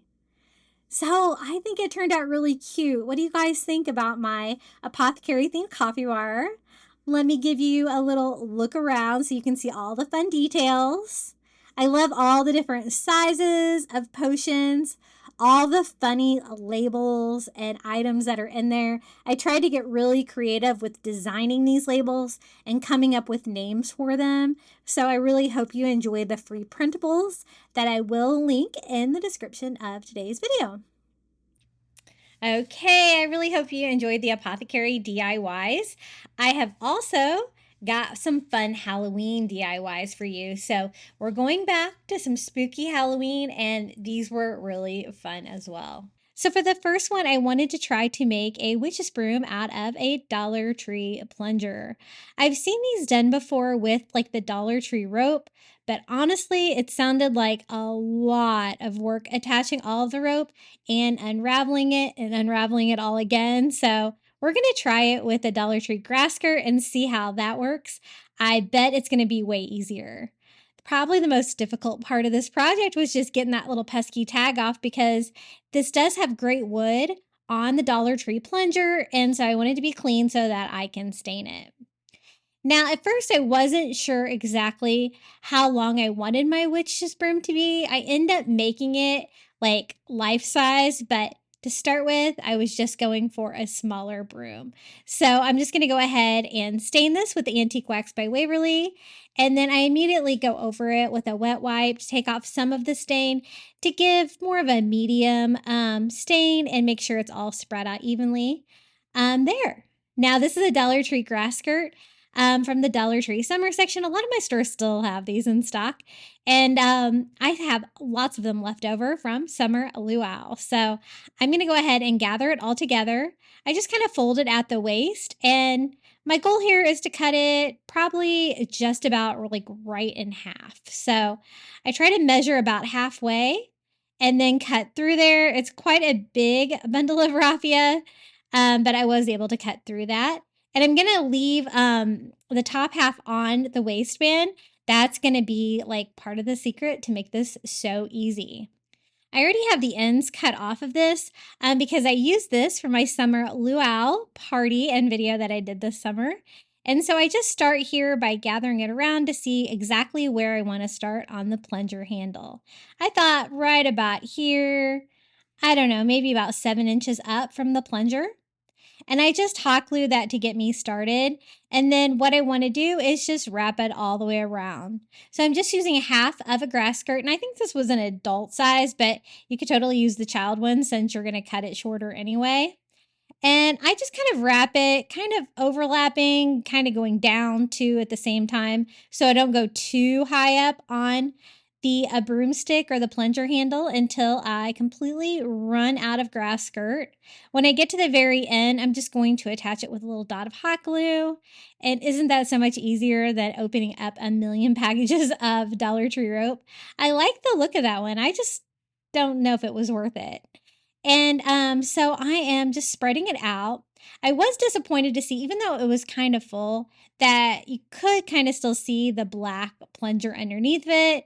So definitely going to have to paint that part, but I wanted to try it first to see if you could see it. And you could see it enough for it to bother me. So I just simply unscrew the plunger. Mine was a little dusty from sitting in the store, so just going to go ahead and clean it up first so that I can paint it. I'm going to do a color, this is like antique parchment, and, or no, antique white. And I'm just going all over. I love these little stencil daubers from the Dollar Tree. I found a whole like end cap of these at my Dollar Tree the other day, and I stocked up because I love painting with those. They're just so versatile. And I'm covering a really dark black rubber, so definitely going to take more than one coat of acrylic paint to cover that. But basically, I just want to brighten it up. Anything that you might be able to see underneath the witch's broom, I want to make sure that it's that bright ivory color. So a couple of coats and making sure that's good and dry, and I can just go ahead and screw that back on. But first, I thought I would just go in here with some twine and kind of make the top of the broom look like a broom. So just tie it off a little bit. And I just tie a piece of Dollar Tree twine around here, knotting it to try to get it as tight as I can right here. So it has like a little bump out portion above it, maybe about an inch or so. And then I also want to wrap it, make it look woven. That's going to hold all the fibers on there. And a lot of you guys ask me where I get my twine keeper that you see there, and it is actually from Dollar Tree. It's a yarn keeper, so keep your eye out for it. It works perfectly for twine, especially if you use Dollar Tree twine as much as I do. I love it. Once I think that I have good coverage, just wrapping that around, I just hot glue my end down, and that looks really cute like that. Now that I have that part done, I can go ahead and reattach my plunger on there.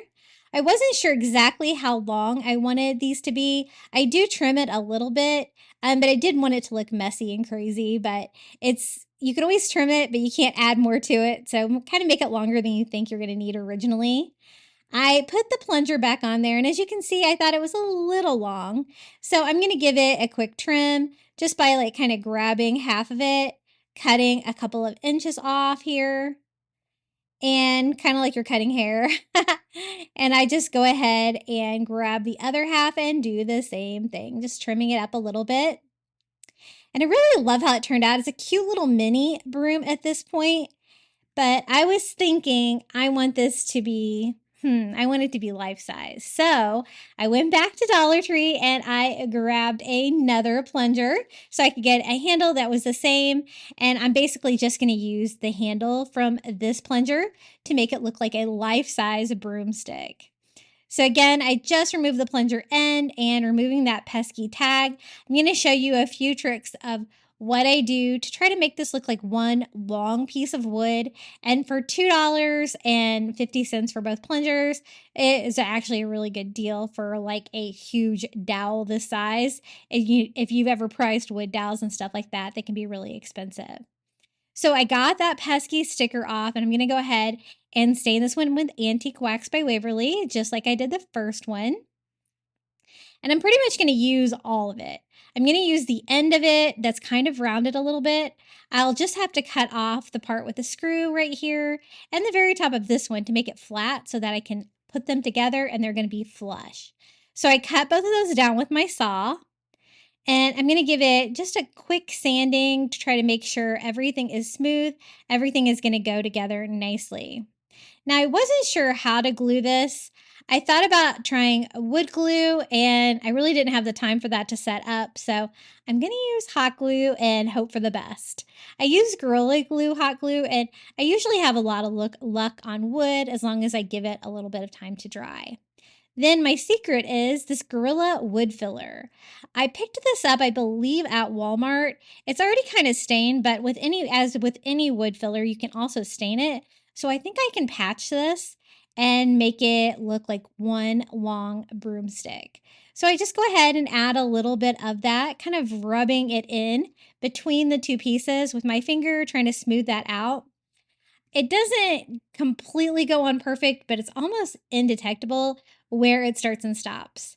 I thought about adding even more to it and kind of making it look like a knotty wood, but I didn't think that would be a very durable or very easy way to do it. I actually even thought about kind of making the broomstick crooked too, but I'm glad I ended up going with the straight design because it's going to be easier to display in my house. And I have a fun little trick that I do with this little witch's broom as well. So I just go ahead and add it until I get a smooth surface. I don't want you to be able to see any of the crack there between the two different plunger handles. And so I just keep adding more, smoothing it out, and kind of cleaning up any of the dust that comes from it as well. As you can see, it was stained. It's not quite dark enough to blend in with what I've got, so I will have to stain it a little bit to make it blend in. But first, I'm just going to go ahead and give it a quick sand to make sure everything is smooth. And then just using the Antique Wax by Waverly, like I did before, and a baby wipe, I just go over it a couple of times until it blends in with like the same color stain. And I never really used wood filler for crafting. I'm so glad I picked that up. I think that's going to come in handy because there's always holes like in Dollar Tree signs and ornaments and stuff like that I'm always needing to fill. And I love the fact that you can stain it and make it blend in like that. See how it is almost seamless right there with my long broomstick? And this is how it turned out. I think it's so fun. My husband asked me why I just didn't use a broomstick for it. And I'm like, those are like black metal from the Dollar Tree. Not near as charming as like a stained wood handle for the witch's broom. And I love how it turned out. This is the fun thing I like to do with it. If you put it on your Roomba, it can go around and it looks like you have a little haunted witch's broom going around your house cleaning the floor. So just kind of a fun gag that you can do with it. But I love how it turned out. I hope that you like it as well. If you're enjoying today's video, be sure to hit that like button. It always helps my videos do a little bit better here on YouTube. Okay, for the next DIY, I picked up this margarita glass at Dollar Tree. And what I'm going to do is try to make it into a little ghost using one of these automotive towels from the Dollar Tree. They're white and fuzzy. I thought this would be a perfect little fuzzy ghost. They are rectangular, so I go ahead and lay it on there and see if it's going to make a good ghost shape. I wanted something with a round top. That's why I got like this huge margarita glass, and also because it was really heavy. So it's not going to like tip over or anything like that. And so that's going to be my little ghost. He does need little ghost eyes. And so I picked up some felt from the Dollar Tree, and I'm just going to cut out some black ovals for eyes the best that I can. So I just cut down some of the black felt into some squares. And then I decided it'd probably be easier to do like rectangles and kind of go from there. I don't know why. Circles and ovals, especially, are really hard for me to cut out. So I try to start a little bit bigger so that I can trim it down a little bit to try to make it look symmetrical. And then I noticed one's like way bigger than the other one, but that's okay. I can always trim one down. So that looks pretty good. I want to attach those to the front of the ghost. One thing I didn't really like is that since it's a rectangle, one end was a little bit longer. So what I'm going to do is just kind of fold that in half, bend one corner over so that I can cut it down to give me a square. That's just going to make it not be too long. And I can hide that like open seam like that just in the back where you really won't be able to see it. Again, I do like the fuzzy side of the automotive towel up to give me that cute ghost design. And then we'll add the eyes to the front. I'm only going to do eyes. I'm not going to do a mouth or anything like that, but just trying to lay it out to see exactly where I'm going to want these. And this is going to be a functional piece of decor because it's going to hold my candy bowl. And it turned out so cute. It was so easy to put together. So I go ahead and glue my eyes on there right where I think. Then I thought about I'm going to be adding the bowl to it, taking it off with candy. I don't want my ghost sliding off in the process, so I'm just going to do a little bead of hot glue around the rim of the glass and attach it with glue. That way my cute little ghost will stay exactly where he's supposed to be. And I like it way better like when I cut it down into the square. As you can see, there's not too much fabric now. Now, I want the ghost to look like he's trick-or-treating, so I picked up these cute little trick-or-treat pails from the Dollar Tree, and I am going to make it look like the little ghost is holding it. So to do that, I just kind of measure where I want it to be. I add a little bit of hot glue here to the front of the towel and glue that where it is kind of stuck to him. But I also want it to look like maybe he's got some little ghost arms coming out here from the side, like holding it from the sides too, just to give him a little bit more personality. And I do that just by adding a dot of hot glue on each side of the little jack-o'-lantern pail. So there's the ghost part of this. Now it's fun for the candy part. I picked up this black bowl from the Dollar Tree. It's got spiders all over it in spider webs. It's a rather thin plastic, but I think it will work well for a candy dish, kind of a disposable candy dish. And I picked up some Dollar Tree candy, and I couldn't believe how expensive Halloween candy was this year. But I'm going to go ahead and add everything that I got to fill this all the way up for the trick-or-treaters this Halloween. So that looks pretty good. The bowl is large, so it holds a lot of candy, and this is going to be a great little base to sit it on where I can take it off, give it to the trick-or-treaters, sit it back on my cute little ghost, and it also serves as decor. Isn't he so cute? He's so easy to do. I know so many people have made like ghost projects, and I thought that this one would be a really fun one to try. The little jack-o'-lantern pail, I think, makes him very cute little candy bowl. Now let's get creative. I picked up some skeleton tongs in black from Dollar Tree and a candlestick, a candle, a battery operated candle, and a plaque.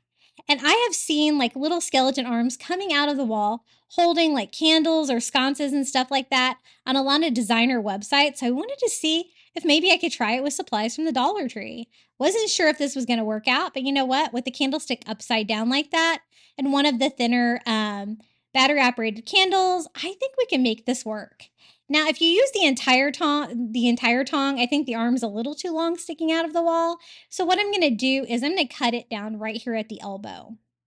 I cut it in half just with my saw. There's still plastic left on the end, so it's not hollow right there, which is going to come in handy for attaching it to the plaque. This is just one of those chunky wood plaques from the Dollar Tree. I thought the shape was kind of fancy, so I chose this one, but you could use any of them. A rectangular shape would be the best. And I put like a Dollar Tree screw right inside, a little bit too long, so that I can then screw on my skeleton arm. And since it's plastic, I'm able to just kind of push it on there, screw it on. I just made sure that my thumb was pointing up like the hanger on the sign. And I want to do it all in black since I already have the black skeleton arm. I have the black candle holder. I think that's going to look creepy for Halloween. So I just take some black acrylic paint and we're going to go all over our little plaque as well. Now, since the plastic skeleton arm and the candle holder and the battery operated candle, all three of them are pretty lightweight, I think that that's going to be plenty of a big enough plaque to hold it. To decorate the candle, I picked up some window clings, actually from Walmart, just because I really liked this bat theme. And I'm just going to decorate my candles with that. I thought that this one was a really good size, but they also have this size candle at Dollar Tree right now and already decorated ones that are white that have like skeleton skulls, a couple different varieties. You could use those as well if you didn't want to DIY your own, but I kind of wanted mine to be ivory. So I chose an ivory one, added a little black bat to the front, and it can just sit on here. I can't really glue it on because I need to be able to turn it on and off, change batteries and stuff like that. So it's just a way to try to attach the candle holder to the skeleton arm now. I thought I should go ahead and replace the hanger on the sign first, the little plaque. I just do that with some twine. And then again, I'm going to be sitting the candlestick in there upside down so it has a wider top, right? So the good thing about it being on a screw is you can kind of adjust the arm to make sure it's kind of tilted the right way to hold the candlestick level. I attach it with the thumb with hot glue. I also attach it down here to the hand with glue, just with hot glue, and then I can sit my candle right on top. And you know what? It worked. I was so excited that I was like, oh my gosh, I need a set of these. So you know how large my craft stash is. I went in my craft stash. I had another plaque that was just like this, the chunky fancy wood plaque. I had another candle that was the same, and I had a black candlestick. The only thing is this one is a different length. It's a little bit longer, but you know what? I think that's kind of cool. They don't have to be exactly the same, right? So I'm going to go ahead and quickly DIY another one so I can have a set of sconces with both skeleton arms like coming out of the wall, right? So I'm a pro at this point. I just go ahead and Mod Podge my bat onto my candle, right? And then I have to prepare my candlestick and my skeleton arm. I thought about making it longer, but I decided better not mess with the design. I'm going to go ahead and cut this one in half as well. I don't want to stick it sticking too far out of the wall, right? To get in the way. So again, I have my little black plaque here that we painted. I'm going to replace the hanger in that and put a screw through there. That's a little bit too long so that I can screw it into the plastic inside the skeleton arm. Really easy. I don't pre-drill holes or anything like that. I just kind of go in there with the screw and hope for the best. Trying to protect my mat there with some wood. And then again, I just screw the skeleton arm on until it's tight. And then I also make sure the thumb is pointed up, like the hanger, where the hanger is, right? So now we have like the right hand, and it's going to be holding this one. Again, it's a little bit longer, but it's still really lightweight, so I think it should hold up. It's not the sturdiest thing, like I wouldn't use it outside or anything, but as long as you're not messing with it too much on the wall, should stay together. I again glue it to the thumb and the hand, and then we can add the candle. So this is what they look like as a set. Again, you can kind of turn them to make them level. As you can see, the candle holders are slightly different. One is a little bit longer than the other, but that kind of actually adds to the appeal. So don't worry if you can't get two that are the same size. This is what they look like. I think they're so cute. I can't wait to hang these on my wall for Halloween. Isn't that cute? I really kind of got that effect of like the skeleton arms coming out of your wall. And for a fraction of the cost, using all supplies there from the Dollar Tree. Except for the bats. Those were actually from Walmart. I always pick those up every year at Walmart. They have really good window clings with the bats. Hey guys, I would love to see your Halloween DIYs. Be sure to join my Facebook group. It's in the description of this video. We would love to see what you've been making, and you can see what everyone else has been DIYing as well. Now back to the DIYs. I wanted to make a skull topiary. So I picked up a metal pot, flower pot from the Dollar Tree, and 5 of their plastic skulls. They do kind of have these sticky labels on the bottom of them, and I spent way too much time trying to get those off. They were a little hard, and I was trying not to dent them in. They're not the most durable skulls, but you know what? They're really cheap. But I don't like the way they're painted. I thought we could make them look a little bit better using some ivory spray paint and kind of hand painting them, since they're going to be like kind of the star of the show. But I have 5 of them, right? So I thought spray paint would be easier, so I could paint all 5 of them. And then I can go in and kind of hand paint the details. That will be easier. And as you can see, just changing the color a little bit, making them look more like bleached bone, really gives them a creepy skull or skeleton feel. So these are my other 2. I just lay them in there upside down. I spray paint them with the ivory. Let them dry and flip them over. They do dent a little bit. Don't worry too much if yours dents like that, because we're going to be cutting holes in these to make this into a tall topiary. So you'll always be able to pop those back out if you really need to. But it kind of makes them look even creepier with a dented skull, right? Then it's time to paint them. I'm using a brown paint. I think this is Burnt Umber by Apple Barrel. And I just use one of those little chunky brushes from the Dollar Tree. And I went in the eyes and I went in the nose. The reason I chose brown is because I thought we could make them look old and dirty, right, and distressed, rather than the boldness of the black just being in the eyes and the nose. So I wasn't sure if I liked how I did my eyes, so I kind of wiped them off while they were still wet. And I do end up going back and painting those a little bit. But for now, I want to paint the cracks in the skull, so I just go in with a little tiny paintbrush. You can see where they're embossed, and what I'm trying to do is just trap some paint down in the cracks. I wipe off the excess with a baby wipe, and then I kind of distress with that as well, kind of rubbing that all over the skull to make it look aged and creepy. And that really brings out the details in these, right? Seeing the cracks and stuff like that.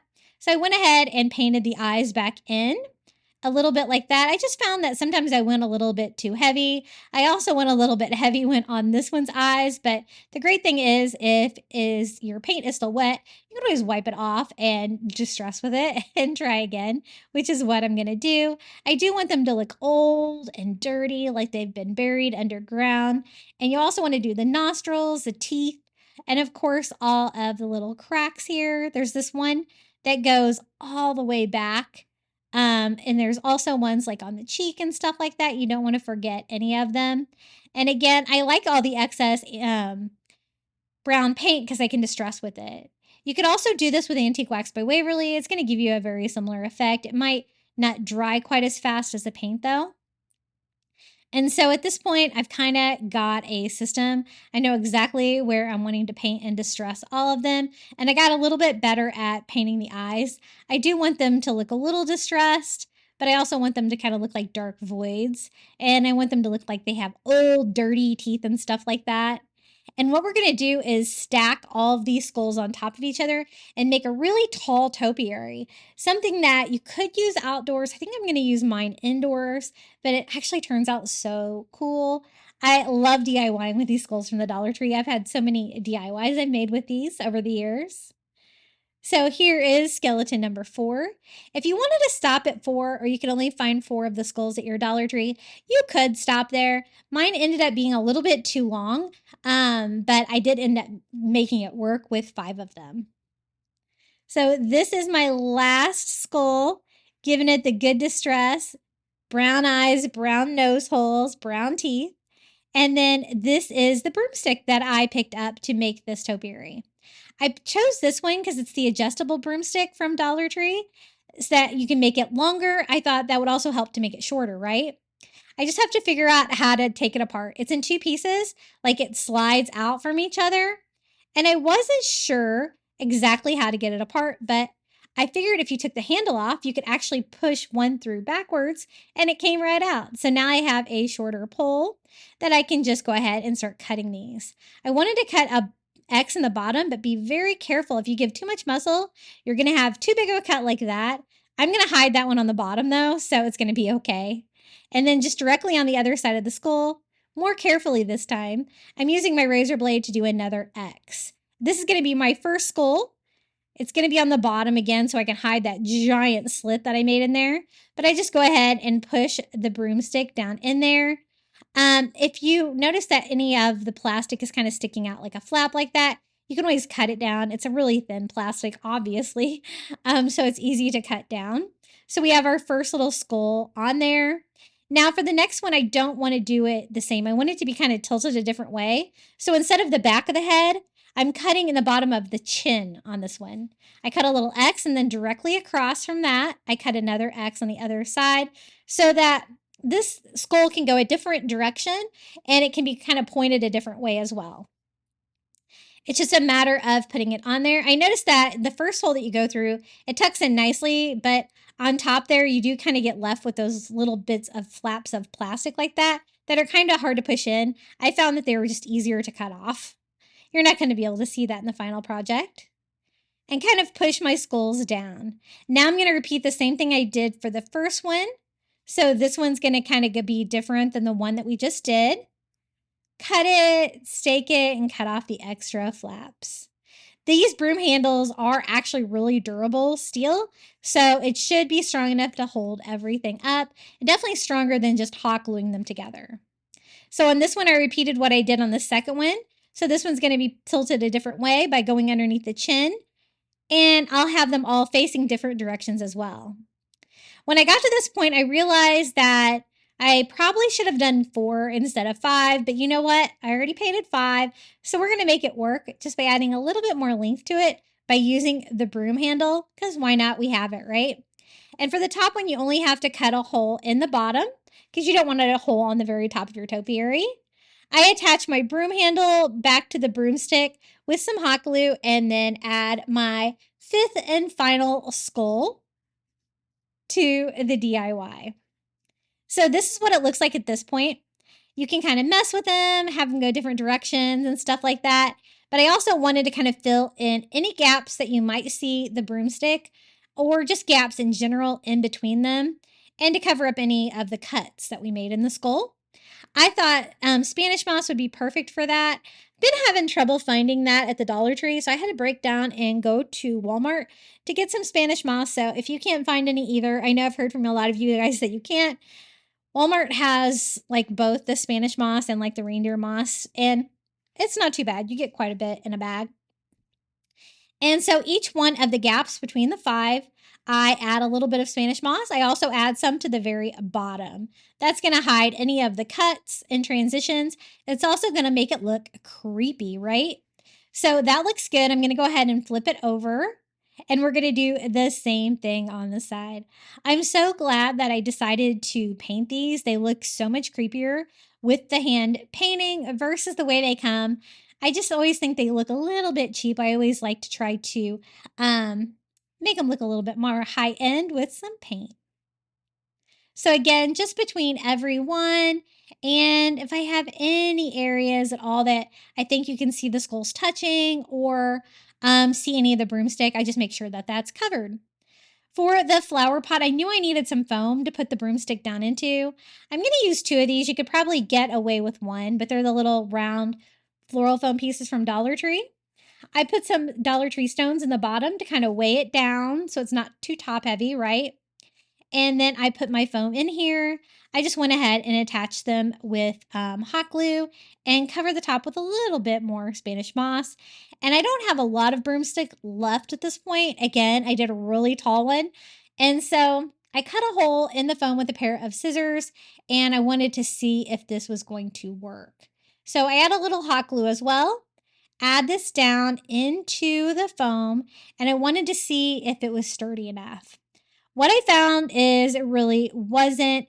I'm going to have to weigh it down and make the foam tighter in there to make it sturdier, stand straight up, and not be tippy.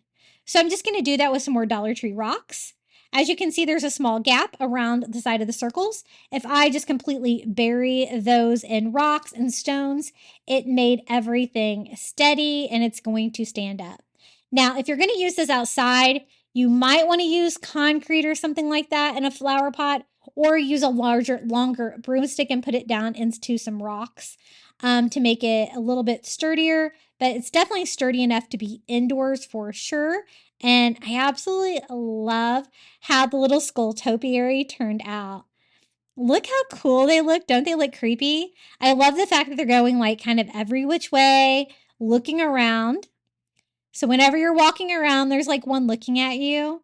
But this is great because it's so tall. You can put this on the floor to decorate for Halloween just about anywhere. I think I'm going to use mine maybe in my entryway area.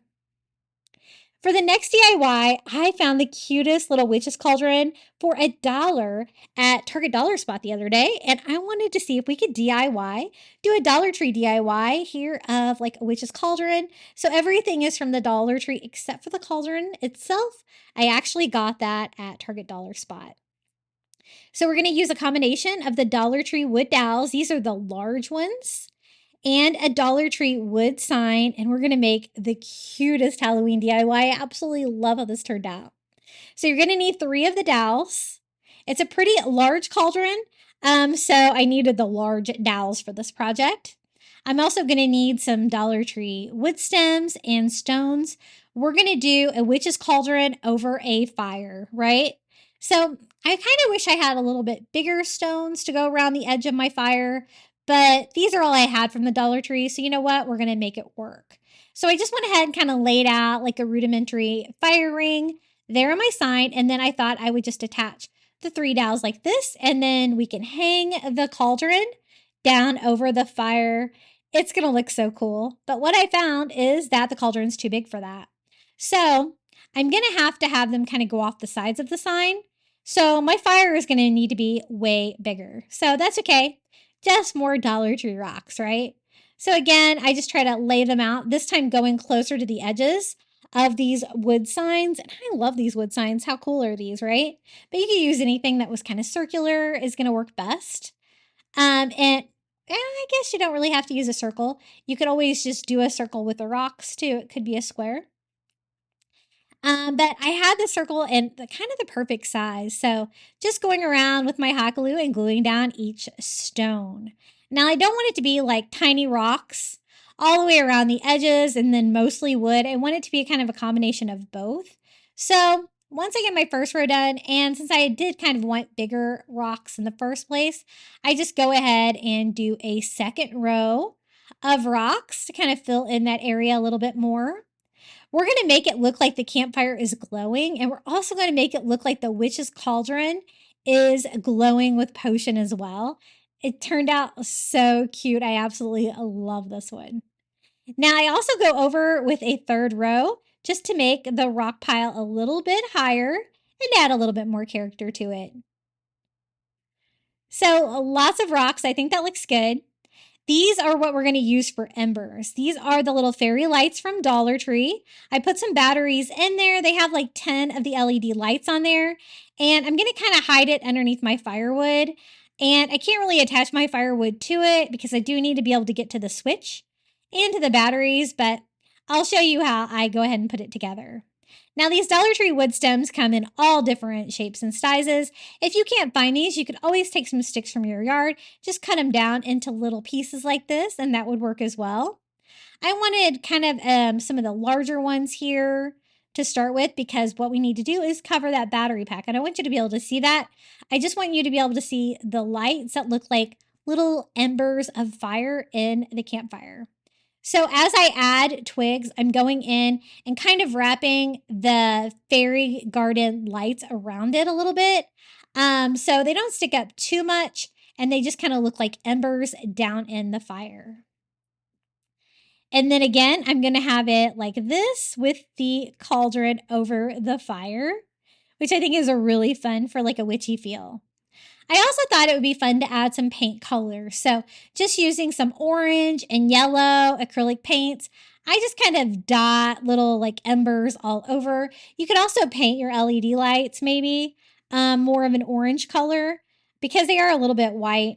I wasn't sure if that was totally safe though. So I just went ahead and painted the logs a little bit to give a little bit of color for the fire. So there's our campfire. I think it turned out pretty cute. Now we can start working on our witch's cauldron. I picked up one of these battery-operated lights at Dollar Tree. I love these. I just popped 3 AA batteries in there, and I have a little light switch on the side that I can put in the bottom of my cauldron. For all of like the foam and steam coming out of the cauldron, I'm just using pillow fluff from an old pillow. That way I can still get in there to be able to turn the switch on and off if I need to, or change the batteries. And it kind of looks like it's overflowing the sides of the cauldron. Way easier than making bubbles, I think. Now for the wood dowels, I'm going to stain them with a little antique wax by Waverly here. I just go ahead and do all 3 of them at the same time. And a baby wipe to kind of spread that out, giving me an even stem stain. I want to get it all over even the end of them. And this is going to be so fun. The plastic pot is not very heavy, so it doesn't have to constructionally be really solid, but I'm going to do my best here. I just cut some twine, and then I go ahead and stand these up, kind of crisscrossing a little bit at the top. I want one to be on each like third of the campfire like this, holding it up, right? So I try to make it make sense, kind of like that.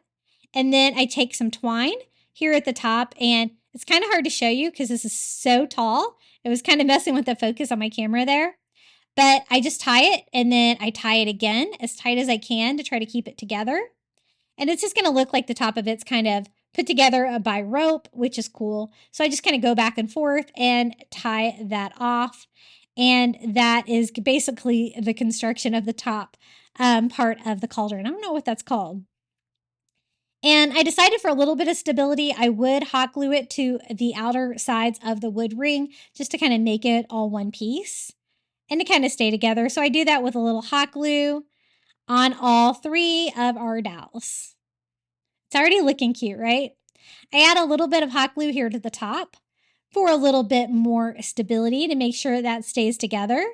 And then to cover any of the hot glue that I just added, I'm going to add a little bit of Spanish moss to any of those places. It kind of goes with the theme, and it's a great cover for the hot glue. And then what I want to do is I want to hang the cauldron in there. So it looks like it's hanging from the top of this little part and hanging over the fire. I don't have a lot of room to play with in there, but I think we can make this work. So all the Spanish moss is added, maybe another piece here to the top, and then it's a little bit tight to get this in there since I went ahead and attached the sides, but I was able to make it work. So I can kind of see where I want it to be. I don't really have chain or anything this small, so again, I'm just going to use some Dollar Tree twine, and I cut 3 pieces of it down long enough to hang the cauldron from the top. I'm going to go ahead and take that out. It doesn't really have any handles or anything on this little plastic cauldron, and I did get this at the dollar spot at Target this year. I was so excited to find this because it's a perfect size little cauldron to craft with. If you wanted to do a miniature version of this with the Dollar Tree cauldron, it could be really cute as well. Just kind of make everything smaller. I just go ahead and hot glue the 3 pieces of twine to the 3 different sides, kind of spreading those out into thirds. And then I kind of gather it all together. I'm going to tie it about halfway up right there. And then I really only need 2 pieces of twine to be able to tie it to the top. So I just go ahead and cut one of them off just to kind of get rid of it. And it's just going to be an easy way to chain this up. So it's going to kind of hang down like that. And go ahead and add it back in here. And I just kind of take the 2 pieces so I can tie it. So I just tie it over the top here and let it dangle down just like that. That looks pretty good. There's not a lot of room between the cauldron and the fire, but I love how this turned out. So let me give you a little look. Very witchy, very spooky for Halloween. The pillow fluff was such an easy idea for the cauldron, and I love the fact that it glows. And how cute is the little campfire with all the little embers, the little fairy lights in there that light up. I also want to show you what it looks like at night. Very creepy for Halloween. I always love a good witchy DIY for Halloween. It's nice and spooky. My son FaceTimed me on some of these DIYs today, and he gave me lots of advice. Halloween is definitely his favorite holiday. Just a short break to remind you about my new website, craftybeach.net. I'm archiving all my YouTube videos over there. You'll find a photo of all my DIYs, the YouTube video. You can pin them on Pinterest. Easy to remember to go back and make your favorites. Now for the next DIY, I picked up a Dollar Tree black candle and a rubber black snake from Walmart. It was $2.98, and I had to go to Walmart because I could not find a rubber snake at Dollar Tree. I'm guessing they don't really have them. I just go ahead and remove the plastic from the Dollar Tree candle. Fingernail polish remover works perfect for getting that adhesive off. And I just want to find a way to attach this creepy black rubber snake around the black candle like this. It's going to be such an easy DIY. It looks so creepy for Halloween. I love it. I did need something really strong to glue it though, so rubber to glass. So I decided to use super glue. And if you want to see a crafting fail, just wait. The super glue went underneath, stuck my candle to my silicone mat, and look, it ripped it. I was so upset, but you know what? I've had the silicone mat for quite a while. I probably needed a new one anyway. So be careful. The super glue is extremely sticky. At least I didn't glue it to myself. Am I right? So again, I'm just like kind of about an inch between each layer of the snake. I am just going around it. Don't pull too hard on it. The rubber is not super sturdy. It will split a little bit. But then I also add some super glue, more carefully this time, to the bottom of the snake too. And wasn't that easy? I love a good snake DIY because I'm really scared of snakes. So I think it's definitely really scary. It was so easy just using a Walmart rubber snake and a Dollar Tree candle. I wonder why Dollar Tree doesn't carry snakes. Maybe they do and all my stores are always out, but I have never ever found one there. Not even like a lesser quality one. I don't know why. But it looks really creepy, I think. Now, the next DIY, I picked up Dollar Tree jars. 2 of the regular mason jars, 1 of the square one of the long board signs from the Dollar Tree as well. And we're going to make a super creepy Halloween terrarium with this. Now, this is just going to be kind of my tray, so I don't need the hanger on the sign, but it's a perfect rectangular length. I think it's going to work perfect. It doesn't really need a lip or anything on it. And then I also picked up a little mossy skull from the Target dollar spot for $3. But they do have a mossy skull like that at Dollar Tree as well. It's just not quite as cool. It doesn't have like the open mouth and stuff like that. And it's a little bit bigger. So I want to paint a lot of things black. So I'm going to go ahead and use spray paint again. Just some ultra matte black because I have so many things I need to paint black for this DIY, starting with the tray.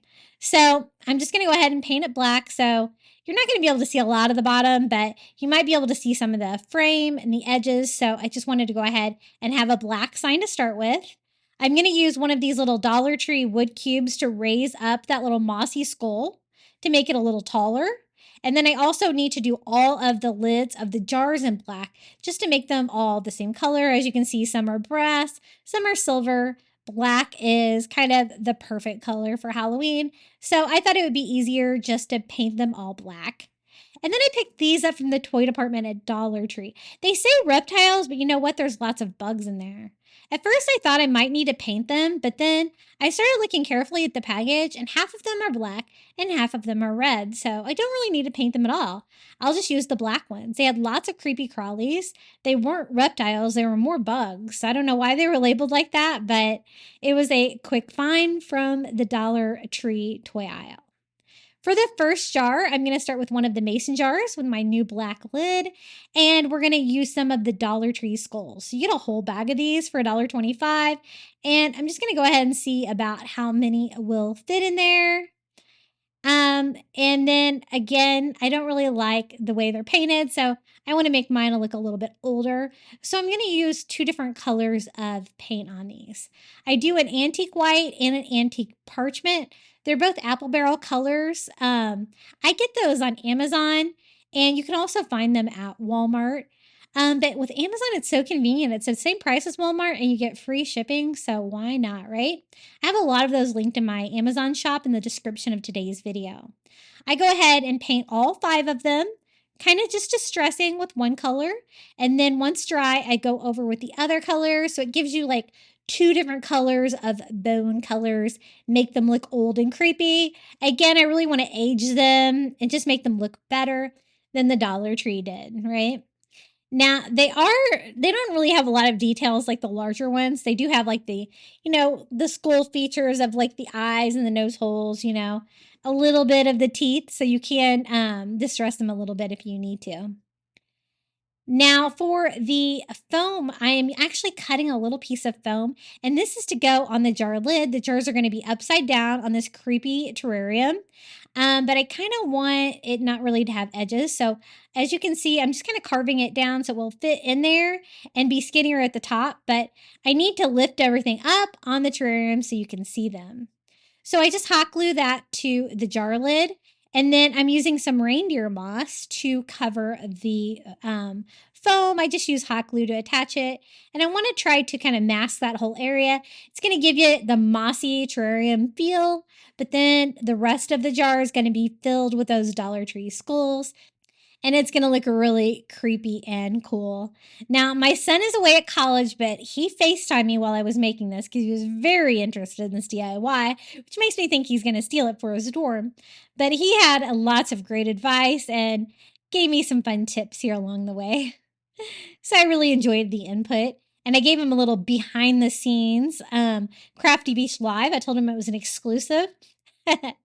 Now for the like eye sockets, the nose and everything, I'm using brown again. This time I'm using one of the Dollar Tree bronze Sharpie markers, just so it's not quite as dark as the black, but you could always use black as well.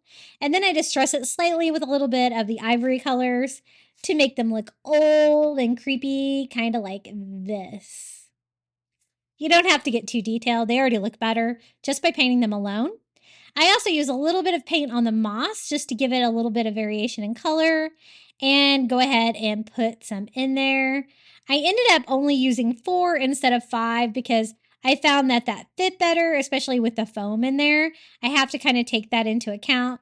You can kind of shake them, arrange them, but I just want it to look like a jar full of skulls for the first one.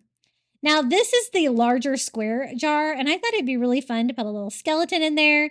This is a little Dollar Tree skeleton that looks really creepy. I love those from the Dollar Tree. So again, I'm going to have this jar be upside down. So just have to remove the tag here from the bottom. And I wanted them to be different shapes and sizes. I like the fact that this one's a square. It kind of makes it look a little different. And again, I need to raise it up. So just carving down some of that Dollar Tree foam into a piece that's just going to boost him up just to make him a little bit more visible there on my terrarium, but I also want to make sure that he fits. So I glue that foam to this jar lid as well. And again, I'm using the reindeer moss for inside. We're going to be using a lot of different kinds of mosses for this project, and it just really adds to the creepy terrarium feel of the whole thing. And I like the fact that I'm making them all kind of go together in one larger project. So that looks pretty good. I'm going to go ahead and just attach the skeleton with a dot of hot glue so he'll kind of stay put there on the moss, and screw my jar on, and we have a creepy little skeleton trapped in a jar. For the next one, I wanted to switch it up a little bit. This is also a mason jar. We painted the lid black. Got to clean up that tag on the bottom. And for this one, I wanted to do like a bug theme. So I went outside and found some sticks in the yard. I found 2 that would fit nicely in there. And so that's some free decor from outside, right? And again, I'm just going to need a little bit of foam here at the bottom to build this up.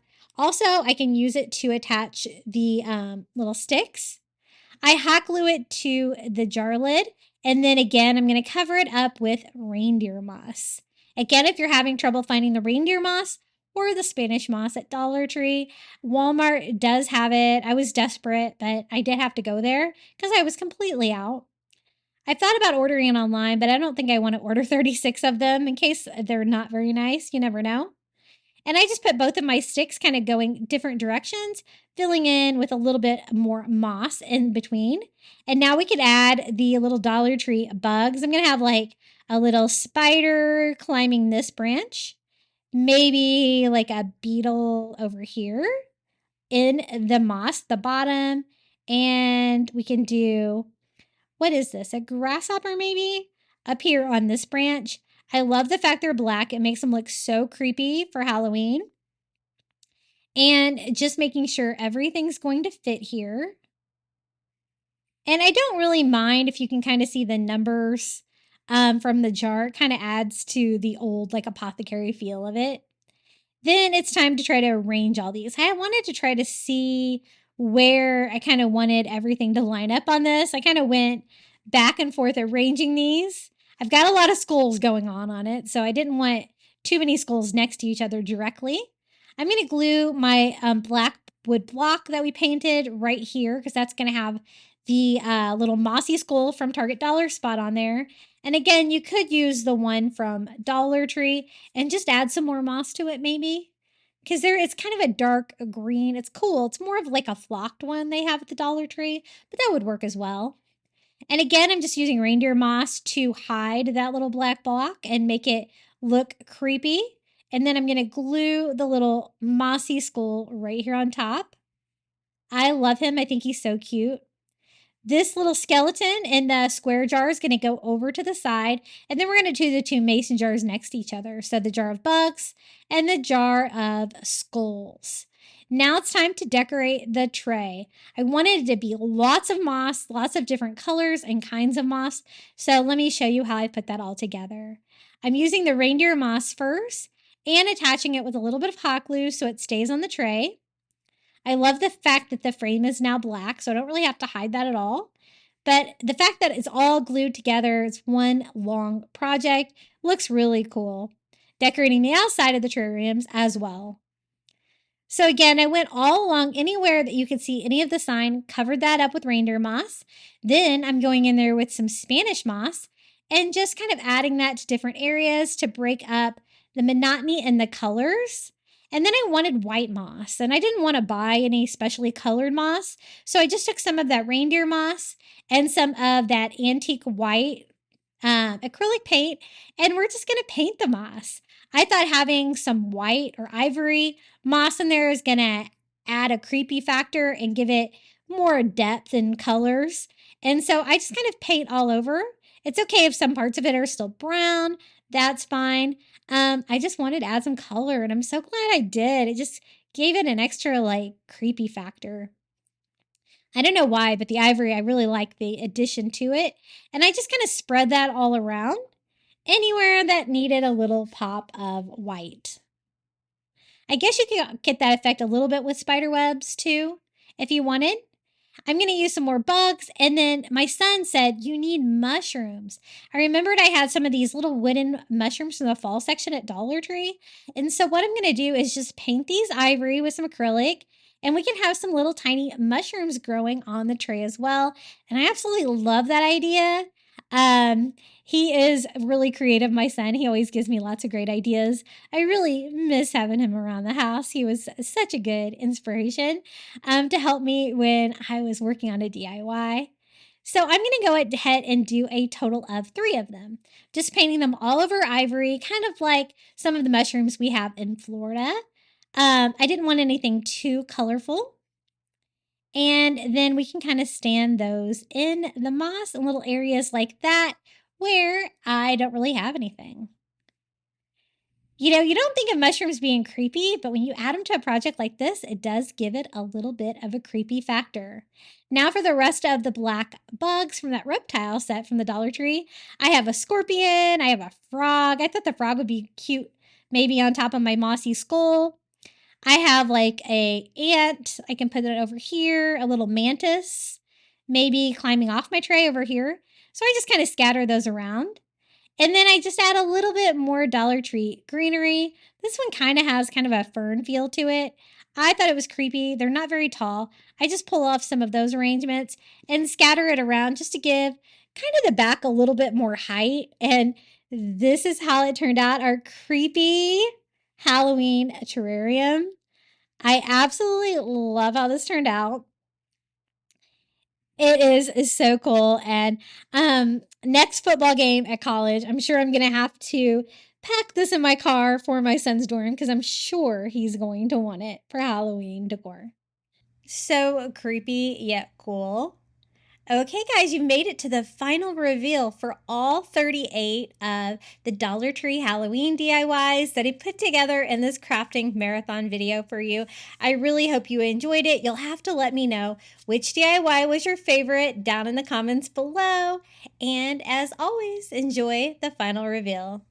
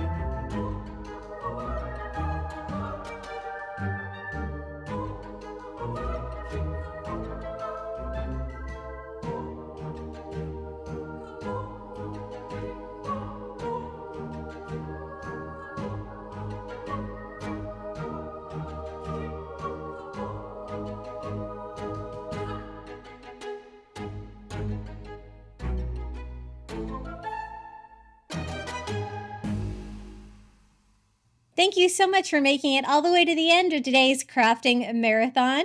That always helps my videos do so well here on YouTube. And I also want to give a huge thank you to my Crafty Beach Bum members. Thank you to Karen O'Haron, Melinda Elizabeth, Jamie Job, Susan Edmonds, Tracy Knight, Nancy Wunner, Janae Farrington, Pamelia Wren, Donna Schreiner, Live Another Day, Tracy Wooldridge, Maren Christensen, Debbie Middleton, Adrian Brolt, Red Mama, Tammy Muir, and Donna Tanner. Thank you so much for supporting my channel. If you would like to become a Crafty Beach Bum member, all you have to do is hit the join button. Next to today's video, you're going to get early ad-free access to my videos here on YouTube. It's $4.99 a month, and you're free to cancel at any time. Now, was that not enough Halloween DIY videos for you? If not, I have more. So check out one of these videos right here. And until next time, happy crafting and happy Halloween.